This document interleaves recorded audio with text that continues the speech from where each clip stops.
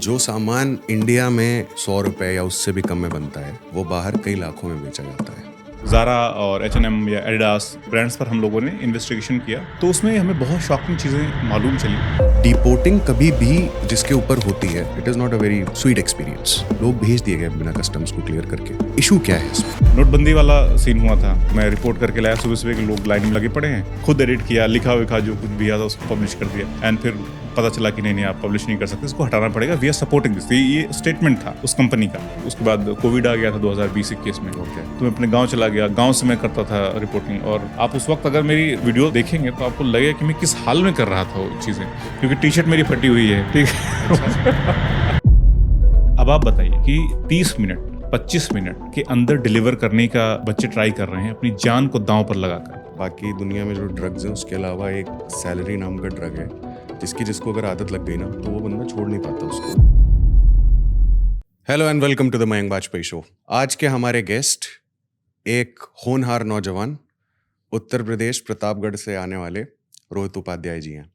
रोहित ने कई media houses में बतौर मीडिया करेस्पॉन्डेंट जर्नलिस्ट काम किया और उसके बाद उन्होंने एक बहुत ही बोल्ड स्टेप लेकर अपना खुद का यूट्यूब चैनल बनाया। जिन इश्यूज की बातें वो करते हैं, वो इश्यूज जिन पे नॉर्मल बड़े बड़े मीडिया हाउसेस या न्यूज़ चैनल्स की अटेंशन नहीं जाती है। सिंप्लीफाइड तरीके से बहुत ग्राउंड रिपोर्टिंग करते हैं और जो असलियत है, जो इश्यूज हैं, उन मुद्दों को हमारे और आपके सामने लाकर रखते हैं। आम इंसान कैसे अपने पैशन से एक फ्लो के अगेंस्ट जाता है, ये मुझे बात करके उनसे पता भी लगा और ये भी पता लगा कि what drives him. He is super driven. Normally जब आपने उनको अपने वीडियोस में देखा होगा तो कई बार काफ़ी सीरियस रहते हैं, लेकिन बहुत खुलकर उन्होंने हमारे साथ बात करी। बहुत अच्छा लगा। I hope you like it as well and please don't forget to subscribe to our channel and if you like the video, do like the video. Thank you so much. Hello Rohit ji, welcome to the Mayank Bajpai show. Thank you so much. कैसे हो आप? मैं बिल्कुल ठीक हूँ। क्या चल रहा है? बस रेगुलर, क्योंकि न्यूज़ से हूँ तो कुछ ना कुछ चल ही रहा होता है। ओके, तो शुरू करते हैं, आपके बारे में जानते हैं। तो सबसे पहले ये बताइए कि करियर की शुरुआत कहाँ से हुई? नौकरी करनी शुरू करी आपने या फिर राइट फ्रॉम डे वन ऐसा प्लान था कि मैं खुद से अपना कुछ करूँगा और एक वो आत्मनिर्भर वाली बात होती है वो बनूँगा? शुरुआत जो है वो बहुत इंटरेस्टिंग थी। इंटरेस्टिंग ये थी कि मुझे कभी आइडिया था नहीं कि मैं कोई जर्नलिस्ट बनूँगा भी। ओके। तो डीयू में जब मैं कॉलेज में था तो मैं थिएटर बहुत करता था और थिएटर करते-करते लगभग 8 साल उसके बाद भी मैंने कंटिन्यू किया जर्नलिज़्म में आने के बाद भी। हुँ, हुँ। तो जब मैं थर्ड ईयर में पहुँचा तो डीयू से लगा कि यार अब तो या तो आप मास्टर्स करोगे या फिर कुछ करोगे, या अगर नहीं हुआ मास्टर्स में, जेएनयू है जामिया, मतलब ऑल्दो मेरा हो गया था, लेकिन अगर मान लीजिए नहीं होता तो हम करेंगे क्या? हुँ। तब तो फिर जाना पड़ेगा मुझे वहाँ, उसी गाँव में जहाँ से मैं आया था। कौन से गाँव से आए आप? तो मेरा गाँव है प्रतापगढ़ में, उत्तर ओके, प्रदेश के प्रतापगढ़ ज़िले से हूँ मैं। Very nice. तो वहाँ से डीयू आया और डीयू से ये लगा कि यार अब 3 साल बाद कुछ नहीं हुआ तो वापस जाना पड़ेगा। ओके, तो मेरा एक दोस्त था और वो प्रिपरेशन कर रहा था आईआईएमसी की, इंस्टीट्यूट ऑफ मास कम्युनिकेशन की, और उसने मुझे बताया कि यार ऐसा-ऐसा एक सीन है और 9 महीने का वहाँ पर कोर्स होता है, उसके बाद जॉब मिल जाती है। तो मैंने कहा इससे बेहतर क्या हो सकता है कि नौकरी। हाँ, साल भर बाद जॉब मिल जाएगी और फिर मैं अपना थिएटर जो है वो कंटिन्यू कर पाऊँगा। आइडिया इनिशियली ये था कि थोड़े टाइम थोड़ा सपोर्ट भी मिल जाएगा और थोड़ा काम भी करना, लेकिन जब मैं जॉब में आया, मतलब आईआईएम से आया, आईआईएमसी से फिर जब मैंने नौकरी की शुरुआत की, तो मुझे लगा कि एक बहुत बड़ा स्ट्रक्चर है और उस स्ट्रक्चर में एक छोटी-सी आपके लिए एक जगह है और उसी जगह के दायरे में आप जो कुछ कर सकते हैं, कर सकते हैं। तो मुझे याद है कि जब मैं नौकरी शुरू करी, तो मैं संस्थान का नाम नहीं लूँगा, तो सैटरडे संडे को ऑफ मिलता था। मैं चला गया यहाँ से बुंदेलखंड रिपोर्ट करने के लिए। ओके, तो बुंदेलखंड गया और वहाँ से मैं कहानी लेकर के आया। कहानी क्या थी कि एक नदी थी, नदी के बगल में क्या कई बार क्या होता है कि जिनके पास पीने के लिए पानी नहीं होता है, वो नदी के बगल में एक गड्ढा खोदते हैं, तो उसमें पानी रिस्क करके मीठा पानी आता है, तो उसको चूआ बोलते हैं लोकल लैंग्वेज में। तो उस चूहे से लोग पानी पीते थे, खास करके दलित समुदाय के लोग। ओके, तो मैंने वो कहानी स्टोरी पब्लिश कर दी। उस स्टोरी पर बहुत ज़्यादा बवाल मच गया, क्योंकि नई-नई तब यूपी गवर्नमेंट में सरकार बनी थी योगी आदित्यनाथ जी की। ओके। और काफ़ी बवाल मचा और फिर काफ़ी बैकलैश आने लगा। पहली बार मुझे वो ट्रोलिंग का जो एक्सपीरियंस था वो पहली बार लगा कि कौन है ये? क्योंकि मैंने जो हमारे स्टेट रिपोर्टर थे उनको भी नहीं इन्फॉर्म करके गया था। तो फिर मतलब रिपोर्ट अच्छी थी, सारे सबूत मेरे पास थे और उस समय बहुत जूनियर था तो आई थिंक कैसे लोगों ने मैनेज किया होगा ना मुझे नहीं मालूम। लेकिन हाँ, अगले दिन क्या हुआ कि ये बता दिया गया कि सैटरडे संडे आपको ऑफ जो मिलता है वो आराम करने के लिए मिलता है, काम करने के लिए नहीं। ओके। तो वो थोड़ा-सा चीज़ मुझे खराब लगी कि ऐसा तो नहीं होता, वो तो हमारा है। और उस समय में भी जिसमें लोग चाहते हैं कि चिल करना चाहते हैं कि चलो ठीक है आराम करेंगे और मस्ती करेंगे, उस वक़्त का सही इस्तेमाल करने की कोशिश कर रहा था मैं कि चलिए ठीक है, आपका एक दायरा है, आपका एक खाँचा है, एक तरह का काम आप मुझसे करवा रहे हैं, क्लर्क टाइप का जॉब जो है।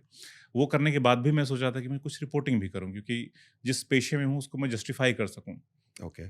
और ये चीज़ मैंने आई थिंक थिएटर से ही सीखा है कि जब आप कहानियों को पढ़ते हैं तो आपके दिल में एम्पैथी आती है लोगों के लिए और फिर आपके हाथ में अगर कुछ है कि चलिए मैं किसी की आवाज़ शायद अगर दिखाऊँगा, उसकी बात कहूँगा तो शायद कुछ बदलाव हो जाए।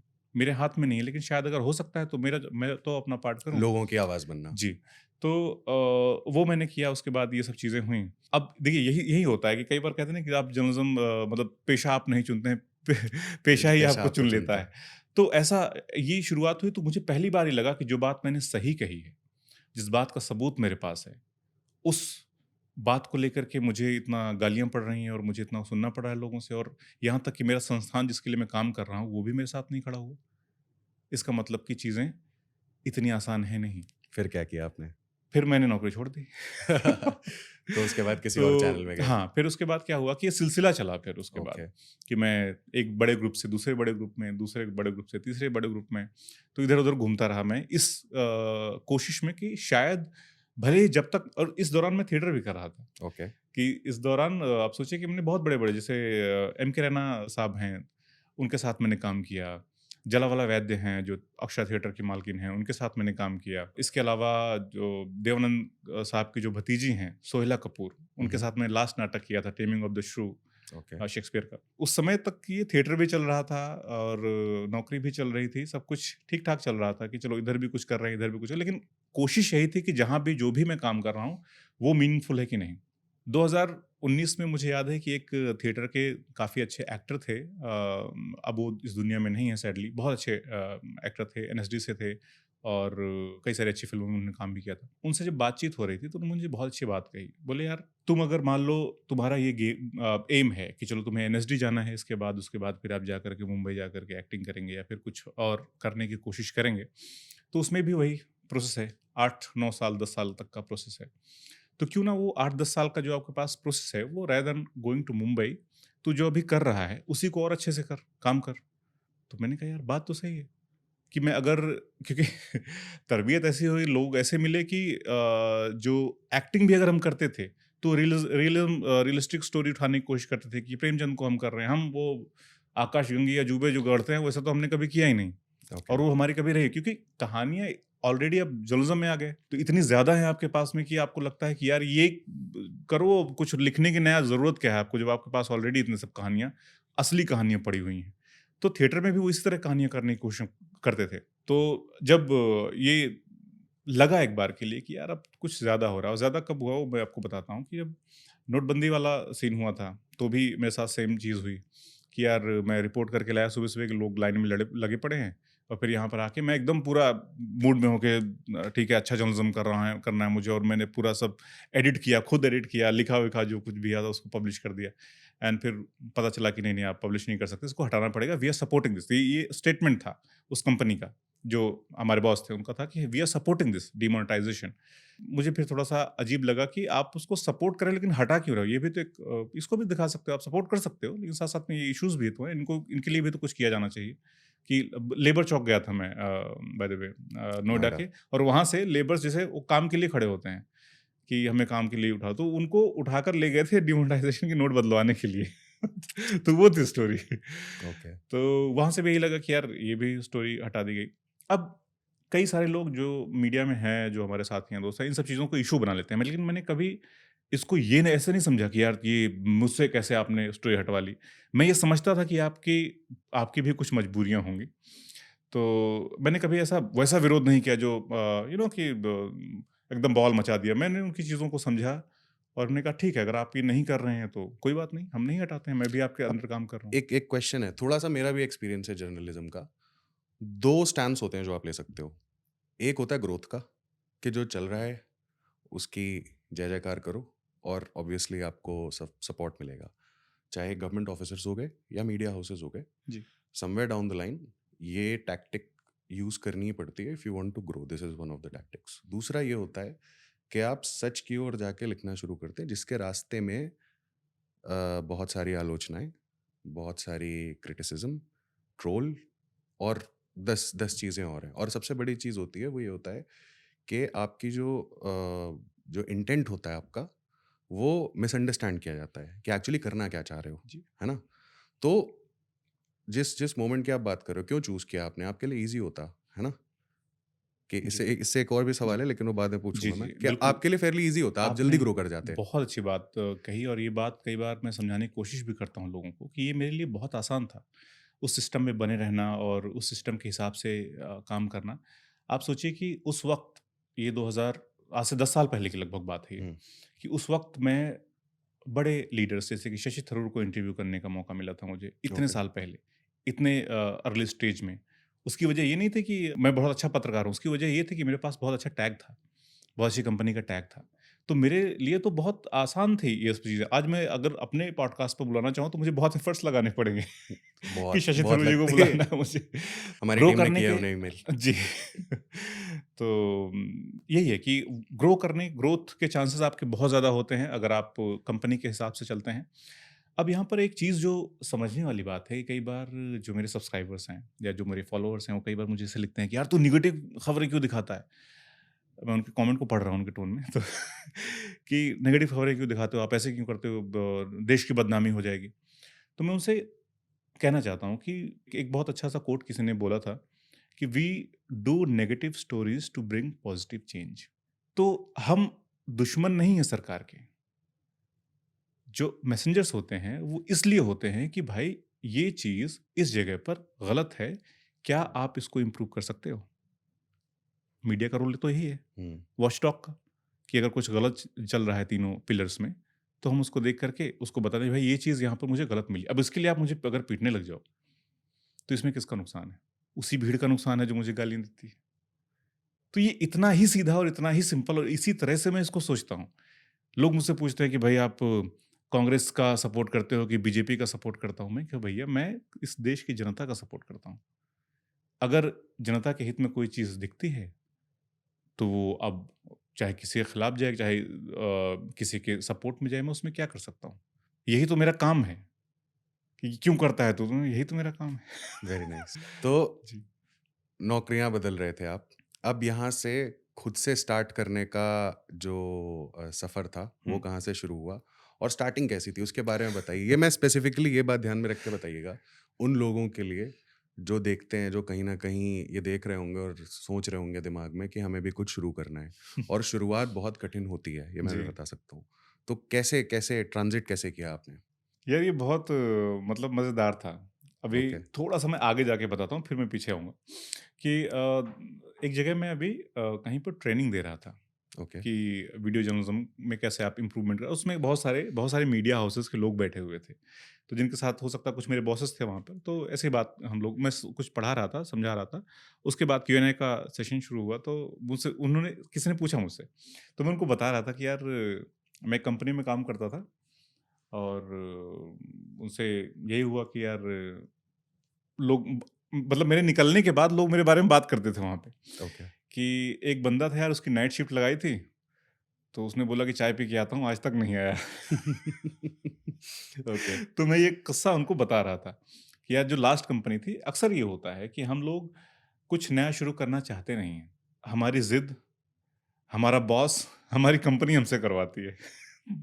तो मेरे केस में भी वही था कि हम भी वही कि कंपनी से फ्रस्ट्रेट थे, बहुत ये था और य इस समय तक आपके पास में वो इंस्पिरेशन नहीं होती है कि यार मुझे कुछ बड़ा करना है, मुझे ये करना है, बस ये जो चल रहा है ये सही नहीं लग रहा मुझे। हुँ, ठीक हुँ, है। बस यही। और एक और भी चीज़ होती है इस पॉइंट पे ना, जो नौकरी कर रहा है उसके लिए मैं बोलता हूँ कि बाकी दुनिया में जो ड्रग्स हैं उसके अलावा एक सैलरी नाम का ड्रग है जिसकी जिसको अगर आदत लग गई ना, तो वो बंदा छोड़ नहीं पाता उसको, जी, वो कितनी भी जी। कोशिश वो बेटर कर सकता है। मैं हुँ। ऐसे कई लोगों को जानता हूँ, बहुत कैलिबर है जिनके अंदर, काम करे तो कर सकते हैं। बट ये सैलरी वाली जो लत होती है ना, सब कुछ बुरा लगेगा, ऑफ़िस में नहीं अच्छा चल रहा, ये नहीं सही है, वो नहीं सही है, but still they will keep on working for तनख्वाह के लिए। राइट, खैर, राइट, राइट। तो हाँ, मेरी जो कंपनी थी उन्होंने मुझसे ये कहा कि आपको नाइट शिफ्ट करना है। तो मेरा जवाब था कि ठीक है, मैं नाइट नाइट शिफ्ट अगर आप करवाते हैं, वैसे मैं करता नहीं हूँ, लेकिन ठीक है, मैं सोचता हूँ, ज़रा मैं चाय पी के आता हूँ, फिर बताता हूँ। फिर चाय पीने गए, वापस नहीं आए। फिर नहीं नहीं आया, हालाँकि मैं बाद में फिर गया था लोगों से मिलने के लिए ओके, कि भाई ये सीधे, तो लोगों ने कहा कि आपको यार 1 हफ्ते बाद गया था मैं सीधे। ओके। तो एक मेरा दोस्त है यार, उसको मेरी वज़ह से नाइट शिफ्ट करनी पड़ी थी मेरी जगह। आज भी मुझे गालियाँ देता है, लेकिन तो हुआ क्या उसमें कि फिर मैं जब गया तो उन्होंने कहा कि उन्होंने फिर से लगा दी मेरी नाइट शिफ्ट। ओके, मैंने कहा ये तो आप मतलब वो कि मैं नहीं करना चाहता हूँ, अगर कोई चीज़ तो नहीं करूँगा। कुछ आपका ऐसा तो कोई इम्पोर्टेंट न्यूज़ कभी आज तक रात में चली नहीं गई, जैसे सब आप बदल दिया हो आपने, फेस ऑफ जर्नलिज्म बदल गया हो, आपका रात में ऐसे कोई न्यूज़ चली गई हो। कुछ नहीं होता है, फर्जी फर्जी काम है। और ये तो मैं सबको मीडिया वालों को कहता हूँ, यार नाइट शिफ्ट मत किया करो, विरोध करो इसका, बोलो। और मैं अपना एग्ज़ाम्पल देता हूँ कि भाई मैं नहीं करता हूँ। मैंने नहीं किया था, मैंने छोड़ दिया था नौकरी, नाइट शिफ्ट नहीं करनी है। उसके चक्कर में मैंने ये सब शुरू कर दिया, इतना बड़ा बवाल ले लिया। ओके, तो तो एनीवे, तो वो चीज़ ही वहाँ से छोड़ा, और उसके बाद एक आइडिया तो था मयंक भाई कि करना तो है कुछ। और उस समय क्योंकि डिसेंट्रलाइज़ेशन ऑफ मीडिया शुरू हुआ था। यूट्यूब, फ़ेसबुक और बाकी चीज़ों से लोग एकदम 16-17 के बाद में उभर आना शुरू हो गया था। तो मैं 18 में इस चीज़ को सोचने लग गया था कि यार 2018 के आस-पास कि यार कुछ तो इसमें स्कोप है, और क्योंकि मैं स्किल्ड हूँ, मैं मेरे दोस्त ऐसे हैं जिन्होंने मुझे कि चलो बेसिक्स ऑफ वीडियो एडिटिंग आती है आपको, कैमरा इधर-उधर आप घुमा लेते हो। और क्या चाहिए? मुझे कौन-सा सिनेमा बनाना है? उसमें कौन-सा सिनेमा, आपको तो बस ये जाके दिखाना है, हिलता-डुलता फुटेज होगा, फुटेज इम्पोर्टेंट है आपके लिए। माइक अच्छा होना चाहिए। तो माइक, मेरे एक दोस्त थे, उनके पास, वो भी कभी ऐसा सपना था उनका। ओके, तो उनके पास था, उन्होंने कहा यार ले जा मेरा वाला, तू इस्तेमाल कर ले। एक दोस्त था, उसका फ़िल्म मेकर बनने का सपना था, उसके पास कैमरा पड़ा हुआ था, मैंने उसका कैमरा उठा लिया। ओके, बस कैमरा, और उसके बाद अपने पास एक रॉयल एनफ़ील्ड की बाइक थी, नई-नई, जो मैंने सेकंड हैंड खरीदी थी। Very nice. बस उसके साथ में जर्नी यहाँ से, मतलब आइडिया ये था कि चे गुवेरा टाइप का। वो 2011 में के आसपास मैंने यूट्यूब पे फ्री मूवी डाल रखी थी किसी ने, जो मोटरसाइकिल डायरीज़, तो वो मैंने देख ली थी। तो ओके, उससे बड़ा इंस्पायर्ड था मैं। बहुत दिनों तक वो दिमाग में घूमता रहा। उसका एक थीम म्यूज़िक था, आई थिंक, वो बहुत बहुत इंस्पायर करता है। इवन अभी भी मैं कभी-कभी देखता हूँ उसको, just to remind myself कि मैंने क्या करने का इरादा था मेरा। तो कैमरा, माइक्रोफ़ोन, और अपने पास एक बैकपैक, उसमें 2 जोड़ी कपड़े थे मेरे, और आई think I had ₹45,000 in my account. इतना ही था।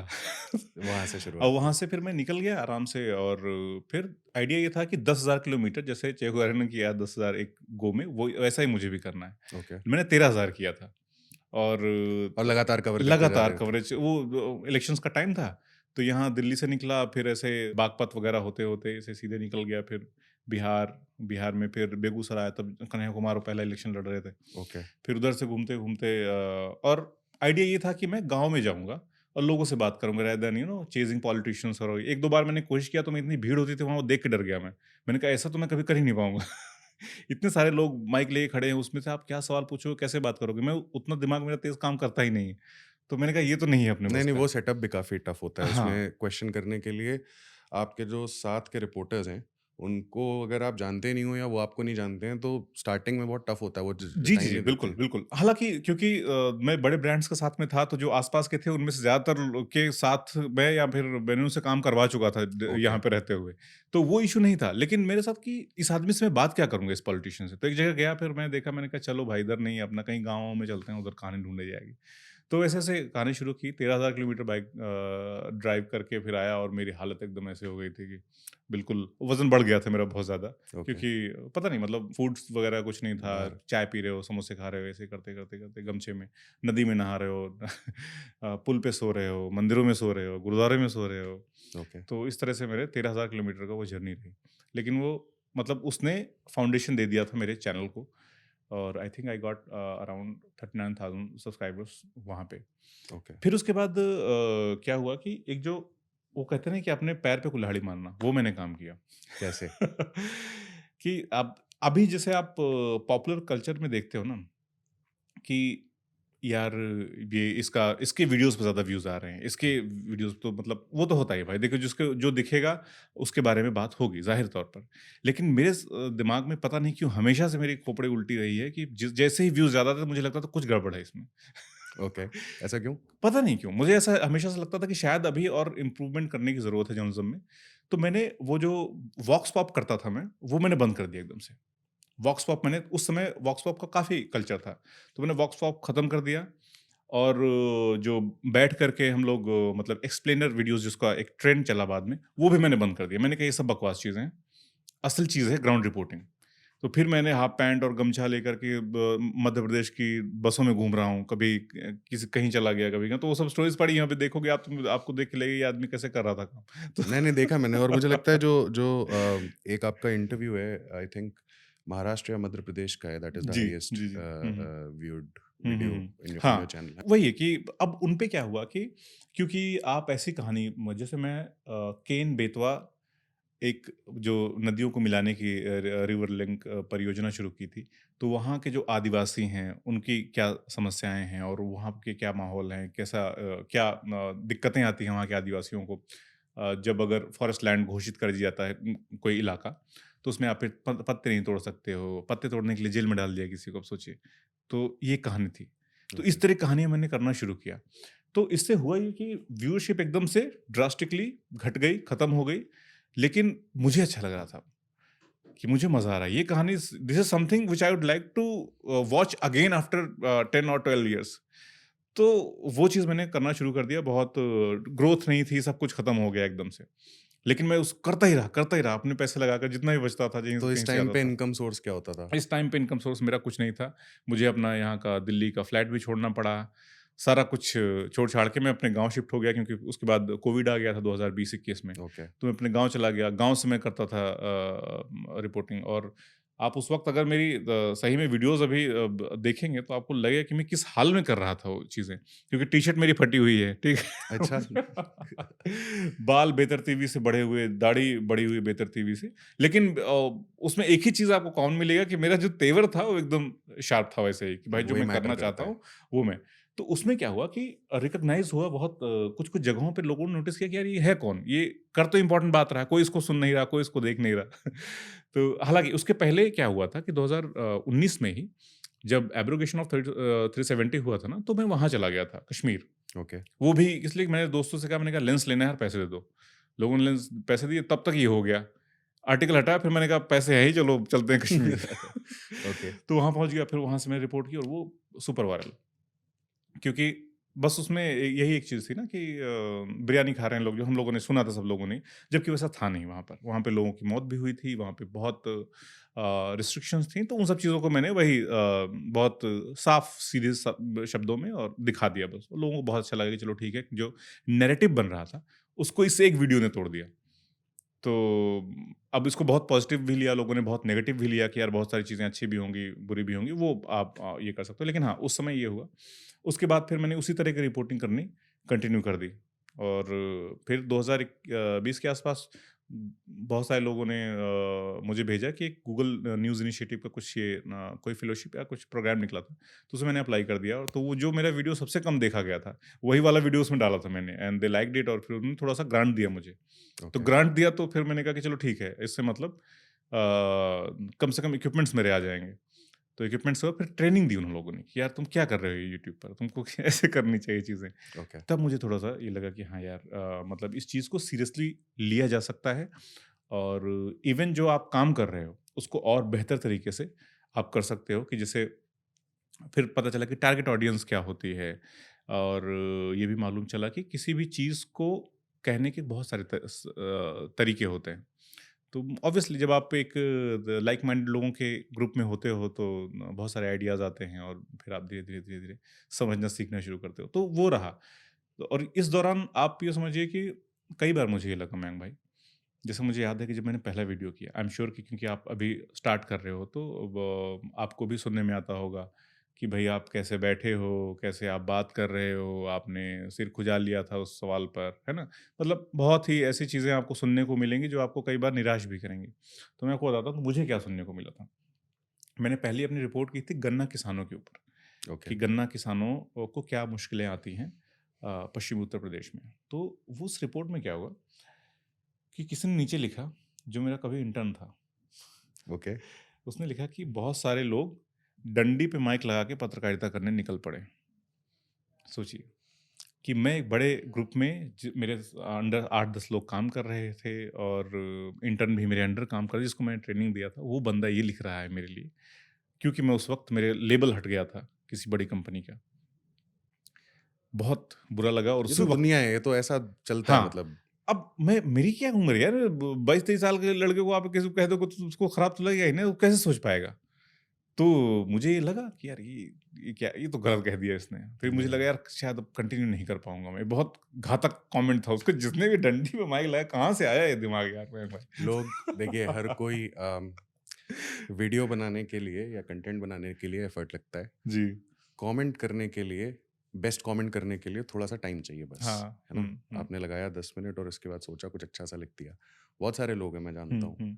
वो उनके अगर कमेंट पे लाइक आ जाते हैं तो वो ऐसे खुश हो जाते हैं जैसे उन्होंने कोई कंटेंट पीस सही बनाया बात है ना? है। बहुत खुश हो जाते हैं। मेरा कंटेंट, मैं अभी अभी आई थिंक मीम्स भी हैं उसके, हुँ, कि मेरा कमेंट वायरल हो गया हुँ। है ना? हाँ। तो जब अप्रोच वो हो, लेकिन कई बार क्या होता है, ये दर्द वही इंसान समझ सकता है, या फिर आपको किन चीज़ों से होकर होकर गुजरना पड़ता है कंटेंट प्रिपेयर हुँ। करने के लिए। और जब आप नई शुरुआत करते हो, मैंने इसीलिए ये चीज़ पूछी, तो अप्रीहेंशंस बहुत सारे होते हैं लोगों के मन में, कि हुँ। अगर फेल हो गया तो लोग क्या कहेंगे, सही बात है, सही नहीं बात है। हुआ ऐसा तो लोग क्या कहेंगे, और उस चीज़ को पार करना, I think all hats off to you. ऊपर से आप जो जो पर्टिकुलर फील्ड ऑफ वर्क में काम करते हो, जब जब मेजॉरिटी, ये ह्यूमन नेचर है कि हुँ। मेजॉरिटी की तरफ हुँ, बंदा हुँ, हुँ, इंक्लाइन हो ही जाता है किसी ना हुँ। किसी ज़ाहिरन। हुँ, फॉर्म या टाइम पे। थोड़ा टाइम हो सकता है लगे, बट वो मेजॉरिटी की तरफ ही जाता है। उस टाइम पे वो लोग जो रियलिटी को दिखाने की कोशिश कर रहे हैं, अपने प्रोफेशन के लिए ऑनेस्ट हो, तो all hats off to you. अब बात करते हैं बिल्कुल। आपके कंटेंट पीस की और एक प्रोजेक्ट की जो मैंने देखा, हुँ। वो that was one of the best things which I saw.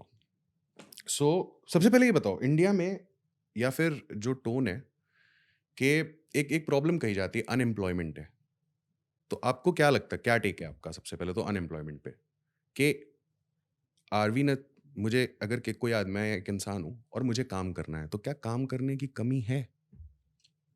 देखिए,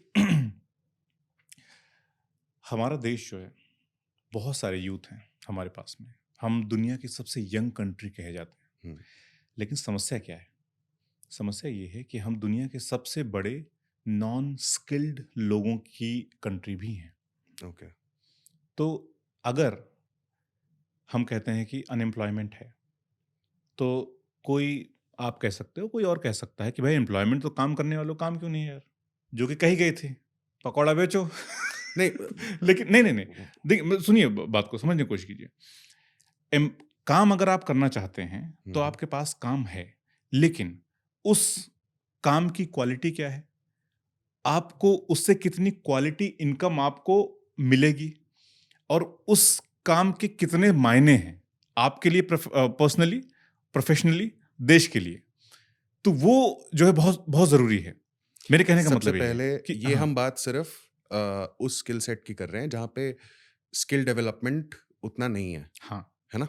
यहाँ हुँ। पे स्किल की बात नहीं हो रही है। नहीं, जब हम काम की बात करेंगे तो ज़ाहिरन स्किल की तो बात तो नहीं, करेंगे। क्योंकि क्या होता है तो जब अनएम्प्लॉयमेंट बोला जाता है ना, तो वो एक ब्लैंकेट की तरह जाता है, और मुझे बहुत श्योर हूँ मैं हुँ। कि जो लोग नौकरियाँ कर रहे हैं ना, वो हुँ। कई बारी इससे भी इन्फ्लुएंस हो जाते हैं रिपोर्ट से, कि अनएम्प्लॉयमेंट है बहुत ज़्यादा। बहुत सारे लोग होते हैं जो थोड़ी-सी खबर पढ़ के टेंशन में आ जाते हैं। तो उनको ऐसा लगता है अनएम्प्लॉयमेंट है तो अब मुझे जल्दी से कहीं नौकरी नहीं मिलेगी हुँ। या दूसरी कंपनी नहीं लेगी। जी। तो ये जो सबसे पहली चीज़ ये क्लियर करने की बात है कि अनएम्प्लॉयमेंट सिर्फ़ अनस्किल्ड मेजॉरिटी पे हम बात करते हैं जब भी कहते हैं कि अनएम्प्लॉयमेंट है। हुँ। तो उसको अब बात करते हैं उसका, उसको बेटर करने का क्या मतलब किस तरीके, जब तक लोग नहीं चाहेंगे, तो एक पॉलिटिशियन या एक लीडर कैसे उसको बेटर कर सकता है? देखिए, अगर लोग नहीं चाहते, आपको कोई आइडिया है कि दिन में दिल्ली एनसीआर के अंदर कितने सारे जो गिग वर्कर्स हैं,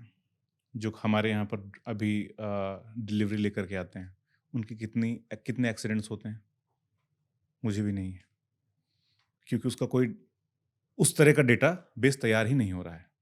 अब आप बताइए कि 30 मिनट, 25 मिनट के अंदर डिलीवर करने का जो बच्चे ट्राई कर रहे हैं अपनी जान को दांव पर लगा करके, आप उस देश में ये कह रहे हो कि आप शायद काम नहीं करना चाहते इसलिए आपके पास काम नहीं है। यहाँ के अब अगला सवाल मेरा आपसे ये है कि कितने सारे जो बच्चे हैं, चाइल्ड लेबर हमारे देश में क्या क्या स्केल है? कुछ मालूम है आपको कि कितने बच्चे हो सकता है कि हमारे यहाँ चाइल्ड लेबर में इन्वॉल्वड होंगे? बहुत सारे। बहुत सारे आप कह सकते हो, लेकिन मैं आपको बताऊँगा देखिए अगेन हमारे पास डेटा नहीं है। हमारे पास डेटा जो ऑथेंटिक डेटा जिसको सरकार मानेगी वो है 2011 का। 10 मिलियन के आसपास डेटा देते हैं। 2011 बीते हुए 15 साल हो गए, 14 साल हो गए। ओके। बताइए, तब से अभी तक हमारे पास डेटा ही नहीं है। तो मुझे ऐसा लगता है कि जिस देश में डिलीवरी का काम करने वाले, चाहे वो गिग वर्कर्स हो गए या फिर सिक्योरिटी गार्ड की नौकरी करने के लिए मारामारी होती है। आप देखते हो कि जो सफाई कर्मी की एक जॉब के लिए पीएचडी तक के लोग अप्लाई कर रहे हैं। वहाँ पर आप कहते हो काम नहीं करना चाहते लोग। नहीं, वहाँ काम पर करना अनएम्प्लॉयमेंट मेरा स्पेसिफिकली ये हाँ, था कि नहीं देखिए, जब भी आप जो ये बात कह रहे हो कि अनएम्प्लॉयमेंट है, तो अनएम्प्लॉयमेंट के जो देखे जाते हैं, तो उसमें भी देखा जाता है कौन स्किल्ड है, कौन नॉन स्किल्ड है, किस किस लेवल का ये है। अब मैं वही तो मैं आपको कह रहा हूँ कि जो आदमी क्लर्क की नौकरी के लिए पीएचडी वाला, एमबीए वाला अगर अप्लाई कर रहा है, क्लर्क तो बहुत बड़ी नौकरी उसके लिए सब कर ही देंगे। लेकिन जो सफाई कर्मी के लिए भी अगर पीएचडी वाला आपका बंदा ये कर रहा है, तो ज़ाहिरन आपके देश में अनएम्प्लॉयमेंट है और इसको रिकॉग्नाइज़ करने की ज़रूरत है और इसको मैं कह नहीं रहा हूँ। ये आप देख सकते हो चाहे किसी भी फ़ील्ड में, आप देखिए डॉक्टर्स कितने हमारे पास कम हैं। पर जो डब्ल्यूएचओ का स्टैंडर्ड है उसके उससे हम कितने कितने कम हैं हमारे पास डॉक्टर्स। कितने कम हमारे पास इंजीनियर्स हैं, कितने कम हमारे पास में देखिए आप हर कोई भी इंडस्ट्री उठा कर देख लीजिए आप, उसमें आपको ये लगेगा कि अरे यार हमारे यहाँ पे तो वर्कफ़ोर्स कम है। हमारे यहाँ देखिए आपकी सेंट्रल गवर्नमेंट में कितने सारे पद खाली पड़े हैं, वो क्यों नहीं भरे जा रहे हैं? उन वो ऐसा कि जब चीज़ें आपके पास मैन फ़ोर्स नहीं होगा कि आपके पास में चलिए ठीक है कि लेबर है ही नहीं आपके पास में, तो आप कैसे एफ़िशिएंटली गवर्नमेंट को रन कर पाओगे? जब रन नहीं कर पाओगे तो ज़ाहिर तौर पर आपसे सवाल होंगे। और ओके। अनएम्प्लॉयमेंट तो है ही। हर डिपार्टमेंट में आप देख लीजिए, डिपार्टमेंट वाइज़ आप निकालिए, सेंट्रल गवर्नमेंट सबको छोड़ दीजिए बाकी जो आप देखिए कैसे नहीं है। और मुझे लगता है कि जो गिग वर्कर्स की हमने बात की, ये बहुत ही ये पैंडेमिक है हमारे यहाँ। मैं ये कहूँगा कि हमारे यहाँ के जितने भी गाँव देहात से बच्चे आते हैं, वो सब के सब बेचारे डिलीवरी बॉय बनाए जा रहे हैं और उनको मालूम भी नहीं कि 25 मिनट में कंपनी में वादा कर दे रही है कि 30 मिनट में पहुँचे और वो किस हालत में जाते हैं। आप कभी अपनी सोसाइटी में घूमिए, बगल से ज़ूं करके निकलते हैं वो। लगता है कि यार आपको भी डर लगता है उसले कहीं टकरा ना जाए और मेरे सामने कई बच्चों को मैंने देखा है टकराते हुए और वो हुँ। सब ऐसे 20, 21, 22 साल के। तो आप सोचिए कि जो जान दाँव पर लगा रहे हैं बच्चे और ये मैं सिर्फ़ एक किस पर्सपेक्टिव से आपको बता रहा हूँ, एक शहर के जो दिल्ली में बंदा रह रहा है, वो जो अपने आस-पास देख सकता है। गाँव में चले जाइए आप, गाँव में आप ब्रिक किल्न जितने ईंट-भट्टे मज़दूर हैं, उसमें आप जाइए मेरी तो मैंने तो एक रिपोर्ट भी की थी, जिसमें कैसे छोटे-छोटे बच्चों को बंधुआ मज़दूर बनाया जाता है। पाथते हैं, ईंटें ईंटें बनाते हैं। इस तरह से आप एग्रीकल्चर में चले जाइए, आपको सबसे ज़्यादा जो चाइल्ड लेबर मिलेगा वो एग्रीकल्चर में मिलेगा हमारे यहाँ। इसके अलावा आपने शायद मैंने आपके साथ शेयर भी किया था रिपोर्ट जिसमें गारमेंट फैक्ट्रीज़ में बच्चों का इन्वॉल्वमेंट है। गारमेंट मेजर्स वर्ल्ड के, Italian brands, Gucci, Armani, Prada, अपना काफ़ी सामान इंडिया, बांग्लादेश वगैरह से बनवाते हैं और इस पर आपने एक रिपोर्ट करी। जो सामान इंडिया में ₹100 या उससे भी कम में बनता है, वो बाहर कई लाखों में बेचा जाता है। थोड़ा-सा बताइए फैक्ट्स क्या थे? क्या रिसर्च करी आपने? क्या रिपोर्टिंग थी? बताइए प्लीज़ उसके बारे में। सो बेसिकली देखो जो हमारे यहाँ का गारमेंट इंडस्ट्री है, बहुत बड़ी है वो। बहुत बिलियंस में है उसका कारोबार और आपने बिल्कुल सही कहा कि बांग्लादेश और इंडिया इन 2 जगहों पर जो मैन्युफैक्चरिंग यूनिट्स हैं गारमेंट्स के बड़े-बड़े ब्रांड्स के, जो ज़ारा और एच&एम या एडिडास इस तरह के जो ब्रांड्स पर हम लोगों ने इन्वेस्टिगेशन किया, हमारी टीम ने। तो उसमें हमें बहुत शॉकिंग चीज़ें मालूम चली, जो मुझे लगता है कि सबको जाननी चाहिए और अनफॉर्चुनेटली ऐसे रिपोर्ट्स ना लोग पढ़ते हैं, ना देखते हैं। लेकिन उसमें जो मालूम हुआ हम लोगों को कि ये ब्रांड सब सीधे डायरेक्टली क्योंकि उनके देश में जो रूल्स एंड रेगुलेशंस हैं वो बहुत ज़्यादा स्ट्रिक्ट हैं इस चीज़ को लेकर के कि आप चाइल्ड लेबर नहीं करवा सकते हैं।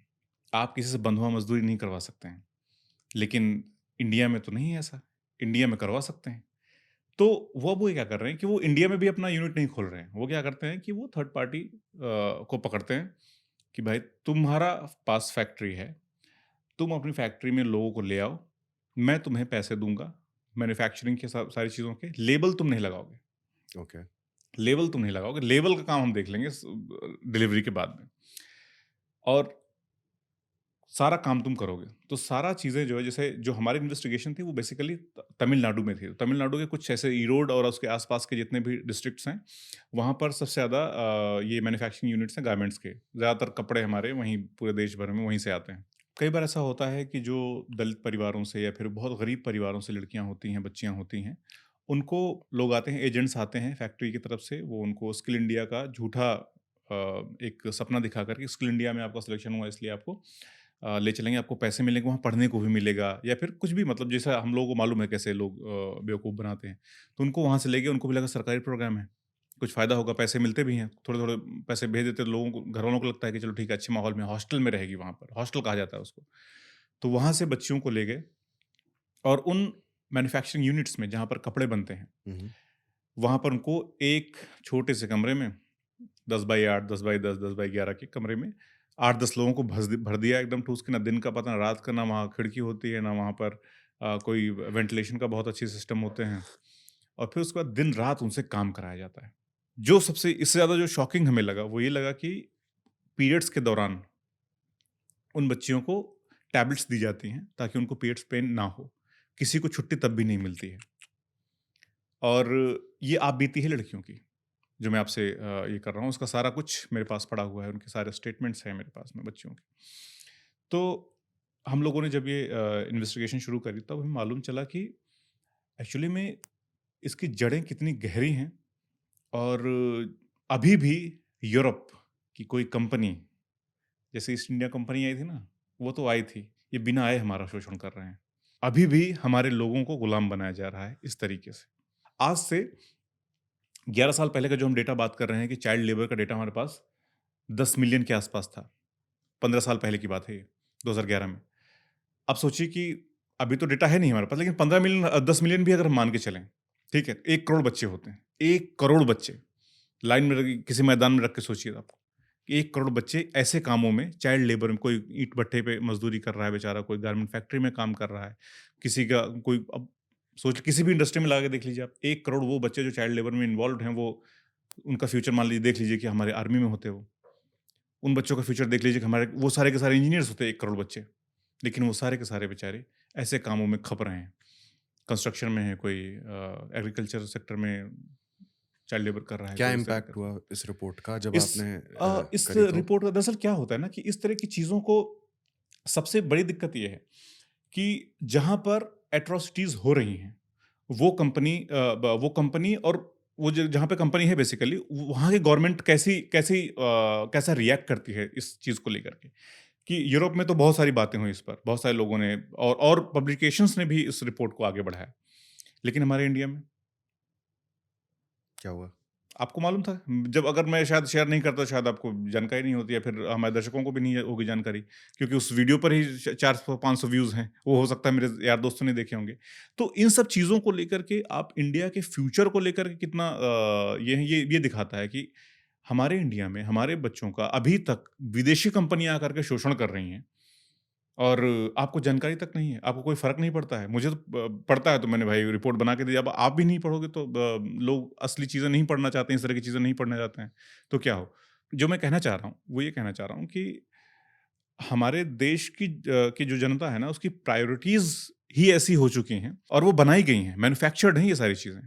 जैसे मैं हमेशा एक बात कहता हूँ कि अगर आप तैमूर के टी-शर्ट का दाम बताओगे, तो उसकी निकर का दाम ज़ाहिर-सी बात है, आदमी के दिमाग में है कि वो कितने की होगी यार। ऐसा तो है नहीं कि 60,000 का इसका टी-शर्ट है तो ₹500 का इसका निकर होगा, वो भी तो उसका तो है ना। एक यही चल रहा है हमारे देश में कि यार हमारे यहाँ कोई बाबा आ गए, तो अच्छा ये जैसे आईआईटी बाबा आ गए, ठीक है? आईआईटी बाबा आए और सब उसको बोले हाँ यार आईआईटी बाबा है। तो अभी मैं रिसेंटली मैंने एक वीडियो बनाया, उसमें लगा दी मैंने flyover Baba. It got viral, भयंकर वायरल। देखा मैंने। तो हाँ, तो अब यही है कि इस देश में लोगों की प्रायोरिटीज़ क्या हैं कि वो आईआईटी बाबा को देख रहा है, कोई फ्लाईओवर बाबा को देख रहा है। इतना ही आसान था। एक बाबा बनाना मेरे लिए इतना ही आसान कि फ्लाईओवर को निराकार बना दिया बाबा। तो तो हमारे देश में लोग अब मैं ही वही शख्स इस तरह की रिपोर्ट कोई शेयर कर रहा है और लोग नहीं देख रहे हैं, तो और सरकार भी इस पे कुछ नहीं सोच रही है कि चलो ठीक आप नहीं देखते हो लेकिन सरकार तक ये बातें पहुंचती हैं। आप तो देख रहे हो कि भाई आपके यहाँ चाइल्ड लेबर हो रहा है, आपके यहाँ पर इस तरह की चीज़ सामने आ रही है कि सुमंगली स्कीम भले ही स्क्रैप कर दी गई। सुमंगली स्कीम बेसिकली एक स्कीम थी तमिलनाडु गवर्नमेंट की, उसमें बच्चियों छोटी बच्चों से काम करवाया जाता था जिसको स्क्रैप कर दिया गया था सुप्रीम कोर्ट के ऑर्डर के बाद में। ओके। लेकिन अभी भी वो अलग अलग फॉर्म्स में ये है, लोग गांव में थोड़ी पहुंचती है यार। आपके गांव में, आप बताओ कानपुर से हो, गांव में कितनी बातें पहुंचती होंगी कि यार अच्छा ये इस पर ऑर्डर आ गया है सुप्रीम कोर्ट का। क्यों नहीं पहुंचती हैं? क्योंकि आईआईटी बाबा दिखा रहे हैं आप।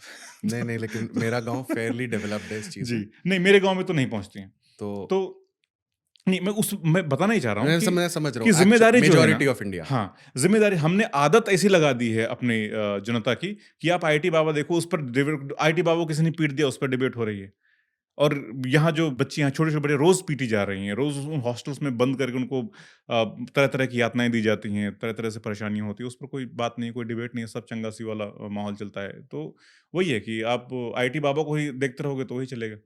अब इस तरह की रिपोर्टिंग के लिए भी वही है कि इस तरह की रिपोर्ट करो तभी डर डर लगा रहता है, तो कहीं ऐसा तो नहीं कि हम बदनाम कर दे रहे हैं सरकार को। मतलब मैं अपने देश के फ्यूचर की बात कर रहा हूँ, बच्चों की, जो कल को चल के इसका फ्यूचर होंगे, लेकिन अब उस पर भी ये करने में थोड़ा-सा डर लगता है। तो यही था कि जो गारमेंट वाली हमारी स्टोरी थी, उस पर सैडली कुछ नहीं हुआ। मतलब ऐसा कुछ नहीं हुआ।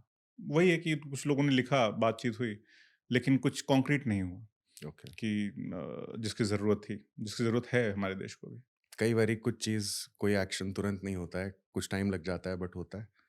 तो मैं तो होपफुल हूँ कि जी, जी, बिल्कुल। गवर्नमेंट इसे देखेगी और कुछ ना कुछ एक्शन लेगी।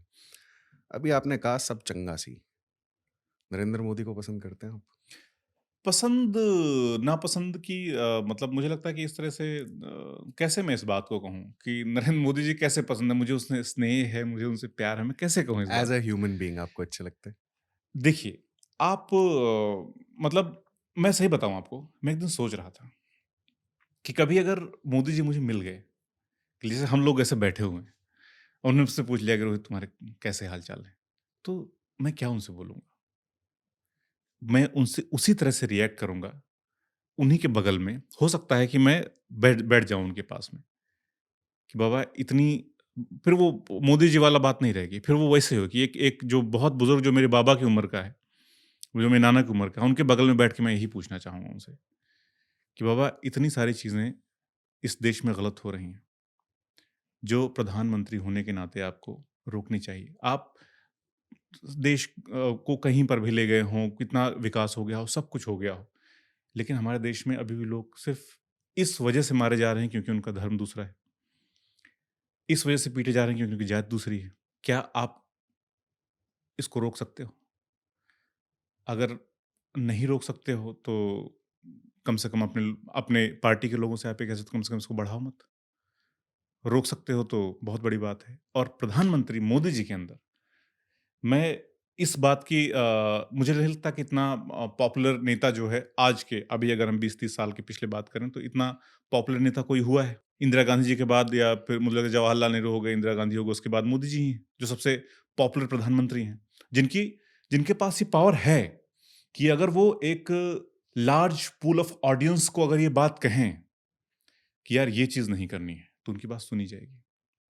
और ये पावर जो है, ये पावर किसी और लीडर के पास नहीं। इस बात की मैं ये कह सकता हूँ कि इतनी जो पॉपुलैरिटी है उनकी, उसका अगर वो इस्तेमाल करना चाहें तो बहुत पॉज़िटिवली कर सकते हैं। और मैं सच बताऊँ कि दिल से चाहता हूँ कि आज भी अगर वो कह दें ये बात, आज भी अगर इस इन चीज़ों को रोकने का प्रयास करें, तो मुझे लगता है कि बहुत अच्छा होगा। हमारा देश जो है बहुत बहुत तरक्की करेगा, और जो उनके सपने हैं, $5 ट्रिलियन की इकॉनमी 10 ट्रिलियन की हो जाएगी यार। आप बताओ ना कि हमारे देश में आपको ये नहीं मालूम है कि आपके यहाँ दुकान है, कल दंगे में आपकी दुकान फूँक जाएगी। आप लगाओगे वहाँ पैसा? नहीं लगाओगे। एफडीए का क्या हाल है हमारे यहाँ, कि बड़ी-बड़ी कंपनियाँ आके यहाँ पे मैन्युफैक्चरिंग यूनिट्स लगाएँ, वो काम करें, लेकिन उनको डर है कि भई उनको लगता होगा कि यहाँ पे दंगे में कब फूँक दें यार, कोई मतलब फालतू का नुकसान होगा। तो नहीं, लेकिन दंगा इतना मेजॉरिटी में, अगर अगर आप देखो लास्ट जो भी यूपी का टेन्योर है, हुँ, हुँ।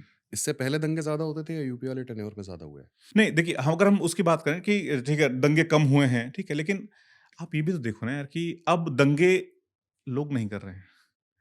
अब जो प्रवृत्ति है किसी को सज़ा देने की, वो तो सरकार की तरफ से आ रहा है। ये क्या है कि आप किसी के ऊपर सिर्फ़ आरोप के आधार पर उसके घर को तोड़ दे रहे हैं। ये कैसी मानसिकता है? ओके। मुझे तो लगता है कि ये पहले बंद होना चाहिए। दंगा तो चलो ठीक है, दंगा तो क्रिमिनल्स उनको पकड़ के तो आप कभी कर सकते हो। अभी चाहे संभल का हो, चाहे बाकी जगहों दिल्ली में हमने हमने देखा। तो दंगे की बात नहीं, बात ये है कि बस्ती में भी हमने देखा ही था। तो बात दंगे की नहीं, बात सिर्फ़ मैं यहाँ मानसिकता की कर रहा हूँ कि मोदी जी से सच में मैं ये अगर मुझसे कभी ऐसे मिलना हुआ तो मैं उनसे इसी तरह से पूछना चाहूँगा। एक एक बहुत छोटी उम्र का बच्चा और वो एक बहुत बुज़ुर्ग जो हमारे सीनियर हैं, जो हमारे गार्डियन हैं, उनसे मैं पूछना चाहूँगा कि बाबा ये बताओ कि आप अगर रोक रोक सकते हो तो रोक दीजिए इसको। बाकी मैं नहीं जानता हूँ कि हमारा देश कितना तरक्की कर रहा है और कितनी तरफ जा रहा है। वो धीरे-धीरे हम बढ़ चलेंगे, सब साथ रहेंगे तो। और आपके ही सपनों के लिए ही। ओके। जी। इंटरनेशनल स्टेज पे इंडिया की इमेज मोदी जी ने बढ़ाई है? कुछ इम्पैक्ट हुआ है? यूएस से रिलेशंस वगैरह बेटर हुए हैं? क्या लगता है आपको? इसमें बहुत सारी चीज़ें हैं मयंक भाई। हम थोड़ा-सा पीछे चलते हैं, अगर यूएस वाला अभी हम देख रहे हैं, थोड़ा-सा और पीछे अगर हम चलते हैं, तो आपको याद होगा कि जब रशिया और यूक्रेन का मामला सबसे पहले आया, तो तब बाइडेन थे राष्ट्रपति अमेरिका के। बहुत सारे देशों ने अमेरिका का साथ दिया, रशिया का बायकॉट किया, हमने नहीं किया। ये मोदी जी के काल में ही हुआ। ये फॉरेन मिनिस्टर जयशंकर जी ही थे। इन्होंने इस चीज़ को अच्छे से डिफेंड भी किया। मुझे लगता है बहुत ही बोल्ड और बहुत ही बुद्धिमानी भरा मूव था ये गवर्नमेंट ऑफ इंडिया का। मैं इसकी पूरा सपोर्ट करता हूँ कि आपने नहीं कहा कि हम नॉन अलाइनमेंट पॉलिसी में हम यकीन रखते हैं और उसको हम बरकरार रखते हैं। हमें नहीं मिलना है आपके साथ में। आपके इश्यूज़ अलग हैं, हमारे इश्यूज़ अलग हैं जो उन्होंने दिया। बहुत अच्छी बात कही, मुझे बहुत अच्छा लगा वो। फिर उसके बाद हम देखते हैं कि उसका बैकलैश भी हुआ। बैकलैश उसका सबसे पहले हमें देखने को मिला कि कनाडा में चीज़ें हुई। हुँ। ठीक है? जो खालिस्तान की बात हुई और उसके बाद फिर जी20 में जो प्राइम मिनिस्टर आए तो यहाँ भी तना-तनी देखने को मिली। फिर उसके बाद हमने देखा कि ऑस्ट्रेलिया में कुछ जगहों पर प्रोटेस्ट हुए। फिर अमेरिका में तो हुआ ही। खूब बवाल हुआ कि यहाँ इनके एजेंट्स पकड़े गए हैं एंड ऑल। और इस पूरे दौरान अगर आपने एक चीज़ नोटिस की होगी, तो पजीत एक शब्द जो है बहुत हुँ। इंडियंस के लिए जो है सोशल मीडिया पर आया। और उसके बाद फिर पजीत आया, फिर पूपजीत आया, फिर वो तमाम तरह के जो डेरोगेटरी टर्म्स हैं वो इंडियंस के लिए यूज़ किए जाने लगे। अब इसमें बहुत सारी चीज़ें हैं। इसमें जो वहाँ की इनसिक्योर जनता है अमेरिका की, वो तो है ही। लेकिन उसके अलावा भी जो हमारे जो इंडिया को नापसंद हमारे एक पड़ोसी हैं, वो भी इस चीज़ को एम्प्लीफाई करते हैं कि हाँ, हाँ, ठीक है, ठीक है। ऑल्दो जो व्हाइट्स हैं वो हमें सबको ब्राउन ही मानते हैं लेकिन उनको खुशी होती है कि जैसे कुछ मेरे दोस्त हैं इधर कश्मीर के कि नहीं हमारी स्किन तो व्हाइट। हमने कहा, भाई वो आपके आप भी उनके लिए पजीत ही हो। आपके उनके लिए व्हाइट नहीं हो जाओगे आप। तो कहने का मतलब ये है कि ये बहुत ही स्ट्रैटेजिक तरीके से पूरे दुनिया में भारत की छवि को खास करके रशिया और यूक्रेन वॉर के बाद में खराब करने की कोशिश हुई है, क्योंकि अमेरिका को ये बात नापसंद थी और उसने ये भी कहा, क्योंकि उसके बाद जैसे ही ये सब चीज़ें हुई ना, तो इन्होंने क्या किया कि ईरान के साथ में जो उनका पोर्ट है, चाबहार है आई थिंक उनका जो पोर्ट है ईरान का, उसके साथ में भी डील हुई इंडिया की। ये बात भी अमेरिका को अगेन नागवार गुज़री और उसके जो भारतीय मूल के ही कोई थे ऑफ़िसर, उन्होंने भी ये कहा कि इंडिया को इसका प्राइस पे करना पड़ेगा। कुछ ऐसा सॉर्ट ऑफ स्टेटमेंट उनका था। तो बहुत सारी चीज़ों अब ये सब चीज़ें देख इंडिया भाई अपना इंटरेस्ट देख रहा है, ठीक है? उसको कोई दिक्कत नहीं है। और तीसरी चीज़ जो बढ़िया हुई, वो ये हुई कि बांग्लादेश को इन्होंने चिल्लाने दिया, कुछ नहीं किया। बांग्लादेश ने इतना कुछ प्रोवोक किया इंडिया को, लेकिन इंडिया ने सिर्फ़ कंडेम करके उनको छोड़ दिया और कुछ नहीं किया। ये बहुत अच्छा स्मार्ट मूव है, क्योंकि बांग्लादेश के पास इतना ज़्यादा रिसोर्सेज़ है नहीं कि बहुत दिन तक वो चिल्ला सकें। वो देखिए अब धीरे-धीरे सब सबसाइड हो गया खुद ही। तो ये कुछ स्मार्ट मूव्स थे। लेकिन मुझे लगता है कि ये जो था कि वहाँ से जो इल्लीगल इमिग्रेंट्स जाते हैं, उनको जिस तरह से भेजा गया, कह कर के भेजा गया, वो मुझे लगता है कि बहुत बड़ा डेंट आया अपने देश पर। दुनिया में कहीं गया होगा मुझे उससे मतलब, मुझे अपने देश की मैं बात कर रहा हूँ कि ये नहीं होना चाहिए था। ये किसी भी हाल में नहीं होना चाहिए था। सबसे पहले इसमें वापस से मैं थोड़ा-सा अपने शो से या कुछ भी किसी भी स्टेज पे जाऊँगा, तो मैं रिस्पॉन्सिबल ऑडियंस को या फिर मेरे जो भी सुने या देखेगा उसको ये बताना चाहता हूँ, 10 पैसे की रिस्पॉन्सिबिलिटी आपकी भी है। तो जो ये लोग गए, किसी भी आप कंट्री जाओ, हर किसी को पता है। अब यहाँ पे एक हिस्ट्री का थॉट प्रोसेस आता है जो बताता हूँ मैं आपको, लेकिन कि पहले ऐसा नहीं होता था, पहले ऐसे लोग गए थे। उस पहले के चक्कर में ही जो आज जो आप अभी जिस चीज़ की बात कर रहे थे, वो पहले ही नहीं छूट रहा, पास्ट नहीं छूट रहा। पास्ट रेफरेंस में जब तक बना रहेगा, जब तक प्रेज़ेंट रिज़ॉल्व नहीं होने का, ठीक है? अब अमेरिका के लिए भी बहुत सारे लोग ये बात बोलते हैं कि पहले जो भी गए, जो एक्चुअल नेटिव अमेरिकन्स थे, उन्होंने किसी से वीज़ा या पासपोर्ट नहीं माँगा, उस टाइम पे नहीं होता था। सही बात है। लेकिन आज होता है और जब रास्ता ये अवेलेबल है कि एक आदमी एक प्रोसेस के थ्रू होकर और जा सकता है, तो उसको प्रोसेस को ना अच्छा, अगर यहाँ पर फ्री में काम हो रहा हो या आपका पैसे की बचत हो रही है या फिर रिसोर्सेज़ की बचत हो रही है, तो आदमी एक चूज़ कर सकता जी। है जाना। हुँ। डिपोर्टिंग कभी भी एक एक जिसके ऊपर होती है, उसके लिए वो it is not a very sweet experience, है ना?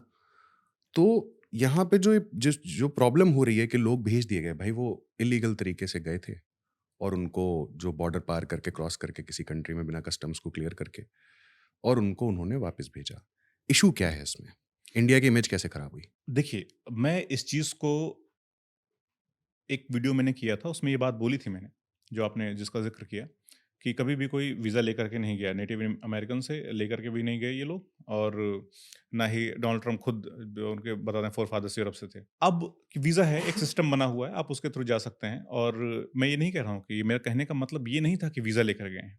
मेरे कहने का मतलब ये था कि इमिग्रेंट्स जो हैं, जो इल्लीगली आपके यहाँ पर गए हुए हैं, जिसको आप इल्लीगल कहते हो, तो मेरा वो ही मानना है कि वो इल्लीगल नहीं है, अनडॉक्यूमेंटेड उसके लिए इस्तेमाल हम लोग करते हैं शब्द कि ओके, अनडॉक्यूमेंटेड इमिग्रेंट्स हैं वो लोग और इमिग्रेंट होना कोई क्राइम नहीं है। ये कहीं से भी क्राइम नहीं है, ठीक है? तो अब जब ये क्राइम नहीं है, तो आप उनको क्रिमिनल्स की तरह क्यों ले आ रहे हो? आप उनको पकड़ के आप उनको अब भेजना ही तो है। भाई उनको अगर उन्होंने क्राइम किया है तो आप उनको वहाँ सज़ा तो दो। क्या क्राइम किया उन्होंने आपकी धरती पे जाकर के? आपकी उसमें जाकर के उन्होंने क्या क्राइम किया? यही ना कि उनके पास डॉक्यूमेंट्स नहीं थे। तो अनडॉक्यूमेंटेड लोग हैं तो उस वो ये तो कोई क्राइम नहीं है। अगर उन्होंने कोई क्राइम किया है तो आप उनको वहाँ पे सज़ा दो। अगर भेज भी रहे हो तो उनको आप अब डॉक्यूमेंट नहीं है भाई आपको जाना पड़ेगा अपने देश में, आप भेजिए। इससे क्या होता है कि पूरी दुनिया के सामने भारत की एक इमेज कैसी है वो समझ में आती है और आपको अपने सिटीज़न्स की कितनी परवाह है ये भी दिख जाता है। अब छोटा-सा देश है यूक्रेन, उसके सारा फंड इन्होंने दिया पूरी मदद की। लेकिन ऐसा नहीं करती कि भाई तेरे जेब में डाल दिया। एक सिस्टम है, नेटो मेंबर है वो देश और आपको प्रोटेक्ट करने की आपने पहले से ही दादा बने हुए थे कि हम प्रोटेक्ट करेंगे, तुम लोग टेंशन लेने की ज़रूरत नहीं है। तो जब आपने किया तो उसका एक सिस्टम है ना, तो उससे बात करिए, उसने नहीं बोला। सॉरी बोलने की कोई बात नहीं है और बोल दिया कि बहुत थैंक यू बोल चुका हूँ मैं। एक छोटे से देश का छोटा-सा प्रधानमंत्री जिसका तो पास्ट भी जोकर का रहा है, कहते हैं कि कॉमेडियन था, आई एम सॉरी जोकर नहीं कॉमेडियन का रहा है। वो बंदा इतना दिखा सकता है और आपसे जब पूछा जा रहा है तो आप वहाँ पे हँस रहे हो। नहीं, नहीं, बहुत जब स्ट्रॉन्ग था वो जो अभी जिस किसी ने भी देखा I think, he was very strong in Zelensky का टर्म्स। जो स्टेटमेंट था, जिस तरह से उसने बात की कि आप होंगे अपने यहाँ के हम लोग, और उसने सीधा बोला कि भाई हम लड़ रहे हैं। कोई लड़ने के लिए नहीं आया आपका और नेटो के अंडर हैं तो भाई सपोर्ट तो मिलेगा। अब आप भी तो 4 ऐसे ग्रुप्स में शामिल हो जिसमें यूएसए और आप साथ में हो। लेकिन आप तो हँस के आ गए यहाँ से। तो मैं कैसे मानूँ कि कौन कौन ज़्यादा? मुझे तो लगता है कि वो कॉमेडियन आपसे बहुत 10 गुना ज़्यादा क्या बोलते हैं, बढ़िया अपने कंट्री को डिफेंड करके आ गया। आपके यहाँ कुछ बेड़ियाँ डाल के भेजा गया लोगों को आपको। इससे क्या होता है, वर्ल्ड लेवल पर इमेज खराब होती है भारत की कि यार ये हालत है इनकी। अगेन वही कि पजीत्स की ये हालत है। ये इस तरह की चीज़ें चलने लग जाती हैं। बहुत सारे और इससे खुश कौन हुआ? आपका पड़ोसी देश खुश हो रहा है जिसको कोई मतलब उसके अपने लेवल से कुछ खुशी नहीं मिली, उसको ये देख कर के खुशी मिल गई। तो ये मुझे लगता है कि अगर ऐसा होना भी था, तो जैसे कोलंबिया का के नेता ने कहा कि भाई हम आप ऐसा नहीं कर सकते हो, हम अपनी प्लेन भेजेंगे। वो अपना भेजा, ठीक है, अनडॉक्यूमेंटेड हैं, हम ले आते हैं अपने यहाँ लोगों को। और समस्या क्या है ना मयंक भाई, कि हम हज़ार बात कर लें कि वीज़ा नहीं था, ये था, वो था, वो था। लेकिन इसमें अल्टीमेटली बात जो आती है, वो होती है विक्टिम को ही कल्प्रिट बनाना। जो इंसान यहाँ से जा रहा है, ठीक है? वो विक्टिम है। विक्टिम किस चीज़ का है? हो सकता है उसको बहुत लेविश लाइफ़स्टाइल देखी हो दूसरों की, ठीक है? तो एक है ना, विक्टिम बनना हो किसी, अच्छा इतना अच्छा लाइफ़ होती है वहाँ अमेरिका में, मैं भी जाऊँगा चाहे जैसे जाऊँगा, ठीक है? खेत बेच दिया, सब कुछ बेच दिया, इधर से निकल गया वो। यहाँ से जो वहाँ लोग जा रहे हैं, वो भी उनको बुला रहे हैं, "आ जा यार, इधर तो पूरी मौज ही मौज है, पूरा ये करके और पूरा।" तो वो विक्टिम है। वो हो सकता है वो पढ़ा-लिखा नहीं होगा ज़्यादा, इसलिए उसको वीज़ा प्रोसेस में शायद उसको कभी मिलेगा नहीं, कि उसको कोई एक्सेप्ट नहीं करेगा। तो विक्टिम को हम कल्प्रिट जब बनाते हैं, यही बात मैं जो समझाना चाह रहा था अपनी वीडियो में, कि यार उसके पास हो सकता है कि इतनी अपॉर्च्युनिटीज़ यहाँ पर नहीं मिल रही हों या उसको दिख नहीं रही हों, और अगर वो ये बात समझ नहीं पा रहा है कि यार वहाँ पर हालात ख़राब हैं, उतने अच्छे नहीं हैं, तो ये भी तो आपकी ज़िम्मेदारी है पढ़ाई-लिखाई कराने की, उनको जागरूक करने की, उन पे क्या क्या चलता है, जनहित में जारी जो चलता है वो क्या होता है? जो झोले फ़ोटो छप रहा है उसपे ये भी तो छप सकता था कि वहाँ अमेरिका में दिक्कतें होती हैं, कि मोदी जी और योगी जी अन्न जो दे रहे हैं, वो झोले पे ये भी तो छप सकता था ना भाई। तो जनहित में जारी का जो बजट है वो कहाँ जा रहा है? वो खाली प्रमोट करने में जा रहा है, तो ठीक है। इन सब चीज़ों में तो जैसे पोलियो का पहले देखते थे, जगह-जगह लिखा होता था। एड्स का हमने देखा जगह-जगह लिखा होता था। ये सब क्यों नहीं लिखा हुआ? ये सब क्यों लोगों को जागरूक नहीं किया जा रहा है इन सब चीज़ों को लेकर के? तो ये भी आपकी ज़िम्मेदारी बनती है। जो इस चीज़ों में फँस रहे हैं, उनको जागरूक करिए, उनकी काउंसलिंग करिए, उनको रियलिटी बताइए, और जो इस तरह से जा रहे हैं, उनको एकदम क्रिमिनल की तरह ट्रीट करने के बजाय उनके साथ में थोड़ी-सी एम्पैथी रखिए, कि बेटा वहाँ गए थे आप, कुछ नहीं था वहाँ पर ऐसा जो आपको दिखाया गया, और झूठ बोला गया आपसे, जो आपको सपने दिखाए गए। आई थिंक इसमें इसमें एक और भी बात आती है कि जो रिपब्लिकन गवर्नमेंट थी, कमला हैरिस एंड कंपनी हुँ, प्रमोट करते थे हुँ, इमिग्रेंट्स को, डेमोक्रेट्स बेसिकली, हाँ। डेमोक्रेट हुँ, सॉरी, एंड ट्रम्प ने अपना एक चुनावी मुद्दा बनाया था। I think the first law जो उन्होंने पास किया वो लेकिन रायली, वो यही यही था, एंटी इमिग्रेंट। वो लड़की की हत्या हो गई थी ऑन अ मॉर्निंग वॉक, और जो बंदा था वेनेजुएला का, वो इमिग्रेंट था, डॉक्यूमेंट अनडॉक्यूमेंटेड इमिग्रेंट जैसे आपने कहा। तो इनका एक चुनाव का नैरेटिव था। लेकिन हाँ, एक एक ये चीज़ इस बात में बिल्कुल दम है कि अगर किसी भी देश के लोग वापस भेजने को, आई थिंक, मुझे बताइएगा सही मैं गलत बोल रहा हूँ तो, इंडिया के ही लोगों को सिर्फ चेन में डाल के भेजा गया। नहीं, और भी देश के लोगों को इन्होंने भेजा था। वो एक एक फ़ोटो जो वायरल हुई थी, ऐसा पैर ऊपर किए हुआ, वो हुँ, किसी हुँ। दूसरे देश का था। ओके। अब यार इंडिया की आप बात करते हो, हम कहाँ पर हैं? आप देखो ना कि हम टॉप 10 कंट्रीज़ में हैं भाई, टॉप 5 में आ गए हैं अब तो हम, इकोनॉमी के मामले में। तो अब ऐसे देश के साथ में इस तरह का व्यवहार, जो, और अगर जो हम लोकल लेवल पे कहते हैं जितनी आबादी उतना हक, अगर हम वर्ल्ड लेवल पे देखें तो हमारी आबादी तो यार चाइना के बाद हम सेकंड पे हैं, तो हमारा तो वही फिर विश्व गुरु तो हैं हम बहुत सारी चीज़ों में। लेकिन चाइना का तो हम फर्स्ट आ गए हैं ना। तो पॉपुलेशन के मामले में। वही है कि इतने बड़े देश, इतनी बड़ी जनसंख्या के इमोशंस का कोई परवाह नहीं किया उस आदमी ने, जो खुद इलीगल इमिग्रेंट कहा जाएगा, मेरे हिसाब से। वो दोनों के दोनों इमिग्रेंट हैं, इलॉन मस्क और ये डोनाल्ड ट्रम्प। वहाँ पे सब और कोई इमिग्रेंट है। हाँ, अमेरिका में तो ऐसे लोग आपको ये बता रहे हैं कि बेसिकली वो ये कह रहे हैं कि आप नॉन व्हाइट हो और मैं व्हाइट हूँ। तो जो व्हाइट सुप्रीमेसी की बात है ना ये, इसको अगर आप चैलेंज नहीं कर पाए और वहाँ हँस के चले आए कि ठीक है, तो वो मुझे लगता है कि ये मतलब ह मुझे खराब लगता है। भले ही मैं, मेरी पॉलिटिक्स कैसे भी हो, लेकिन कम से कम मैं अपने प्रधानमंत्री को इतना निरीह और इतना लाचार नहीं देखना चाहता हूँ किसी भी वर्ल्ड स्टेज पर। इतने कोई भी हो, जब ज़ेलेंस्की को देखिए आप, छोटा-सा देश, उसने एकदम मज़बूती से अपने देश के लोगों का पक्ष रखा। नहीं, जो तो ज़ेलेंस्की ने किया वापस से, उसको एक एक तरीके से बुली कर रहे थे, सूट क्यों नहीं पहन के आए हो, ये क्यों नहीं किया है, वो क्यों नहीं किया है, और उसके कम्युनिकेशन गैप भी है, सारी चीज़ें समझता नहीं। जो कार्ड की बातें बोला, I am not playing cards और ऐसे करके, but the way he presented it out, वो डर वाली बात नहीं होती है कि हाँ, आप हो टॉप नेशन, बेस्ट नेशन, कोई दिक्कत नहीं है, मैं छोटा-सा हूँ, मैं लड़ाई लड़ रहा हूँ, सामने वहाँ ये तो आई थिंक एक जो जो डिप्लोमेसी होती है उससे बहुत बाहर बात चली गई थी। नॉर्मली ऐसा होता भी नहीं है, जो बातें होती हैं there behind always the closed doors. Anyways, जी, उत्तर प्रदेश से आते हो आप, उपाध्याय जी हो, माइनॉरिटी राइट आपका फ़ेवरेट सब्जेक्ट है। मैंने आपका चैनल देखा, जी। बहुत वीडियोज़ बनाते हो उसपे। कहाँ से इसका भी इंस्पिरेशन क्या था, और अभी भी मतलब बहुत कम देखा जाता है ये, है ना? क्योंकि रिलिजन टू रिलिजन ज़्यादा, उसको एक एक सेक्ट के लोग उसी सेक्ट को प्रमोट करते हैं और उस सेक्ट के लोग उसी सेक्ट को प्रमोट करते हैं, है ना? मेरे शो पे भी हमारे गेस्ट आए थे, राज्यसभा के मेंबर, वो कह रहे थे कि कुछ लोग ही हैं जिनकी संख्या बहुत कम हो गई है। तो बताइए उसके बारे में कि कैसे हुआ और क्या है एग्ज़ैक्टली रियलिटी? देखिए, माइनॉरिटी राइट्स की जैसे ही हम लोग बात करते हैं, तो सबके ज़हन में सिर्फ़ एक छवि बनती है कि अच्छा ठीक है, आप उस वाले गिरोह से हो या फिर इस वाले गिरोह से, और कई बार लोग जैसे माइनॉरिटी राइट्स ना सुन के वो मुस्लिम ही सुनते हैं।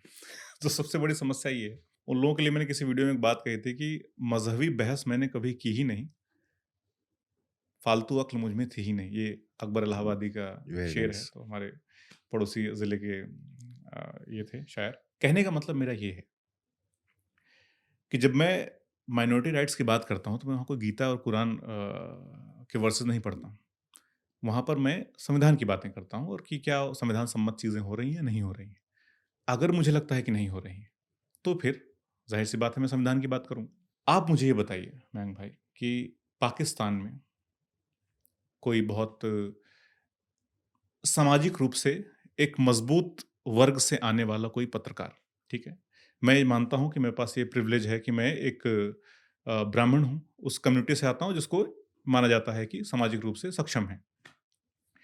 तो पाकिस्तान का कोई सामाजिक रूप से सक्षम हम मान लें कि बहुत अमीर हो, कोई मुस्लिम जर्नलिस्ट हो और वो वहाँ के पाकिस्तान के जो हिंदूज़ हैं, उन पर जो एट्रोसिटीज़ हो रही हैं, जो उनके साथ में परेशानियाँ हैं, उनको अगर वो हाइलाइट कर रहा है, तो आपकी नज़र में मुझे बताइए वो कैसा पत्रकार होगा या कैसा इंसान होगा वो? नहीं, बिल्कुल अच्छा इंसान है। मेरी नज़र में आप भी अच्छे इंसान हो।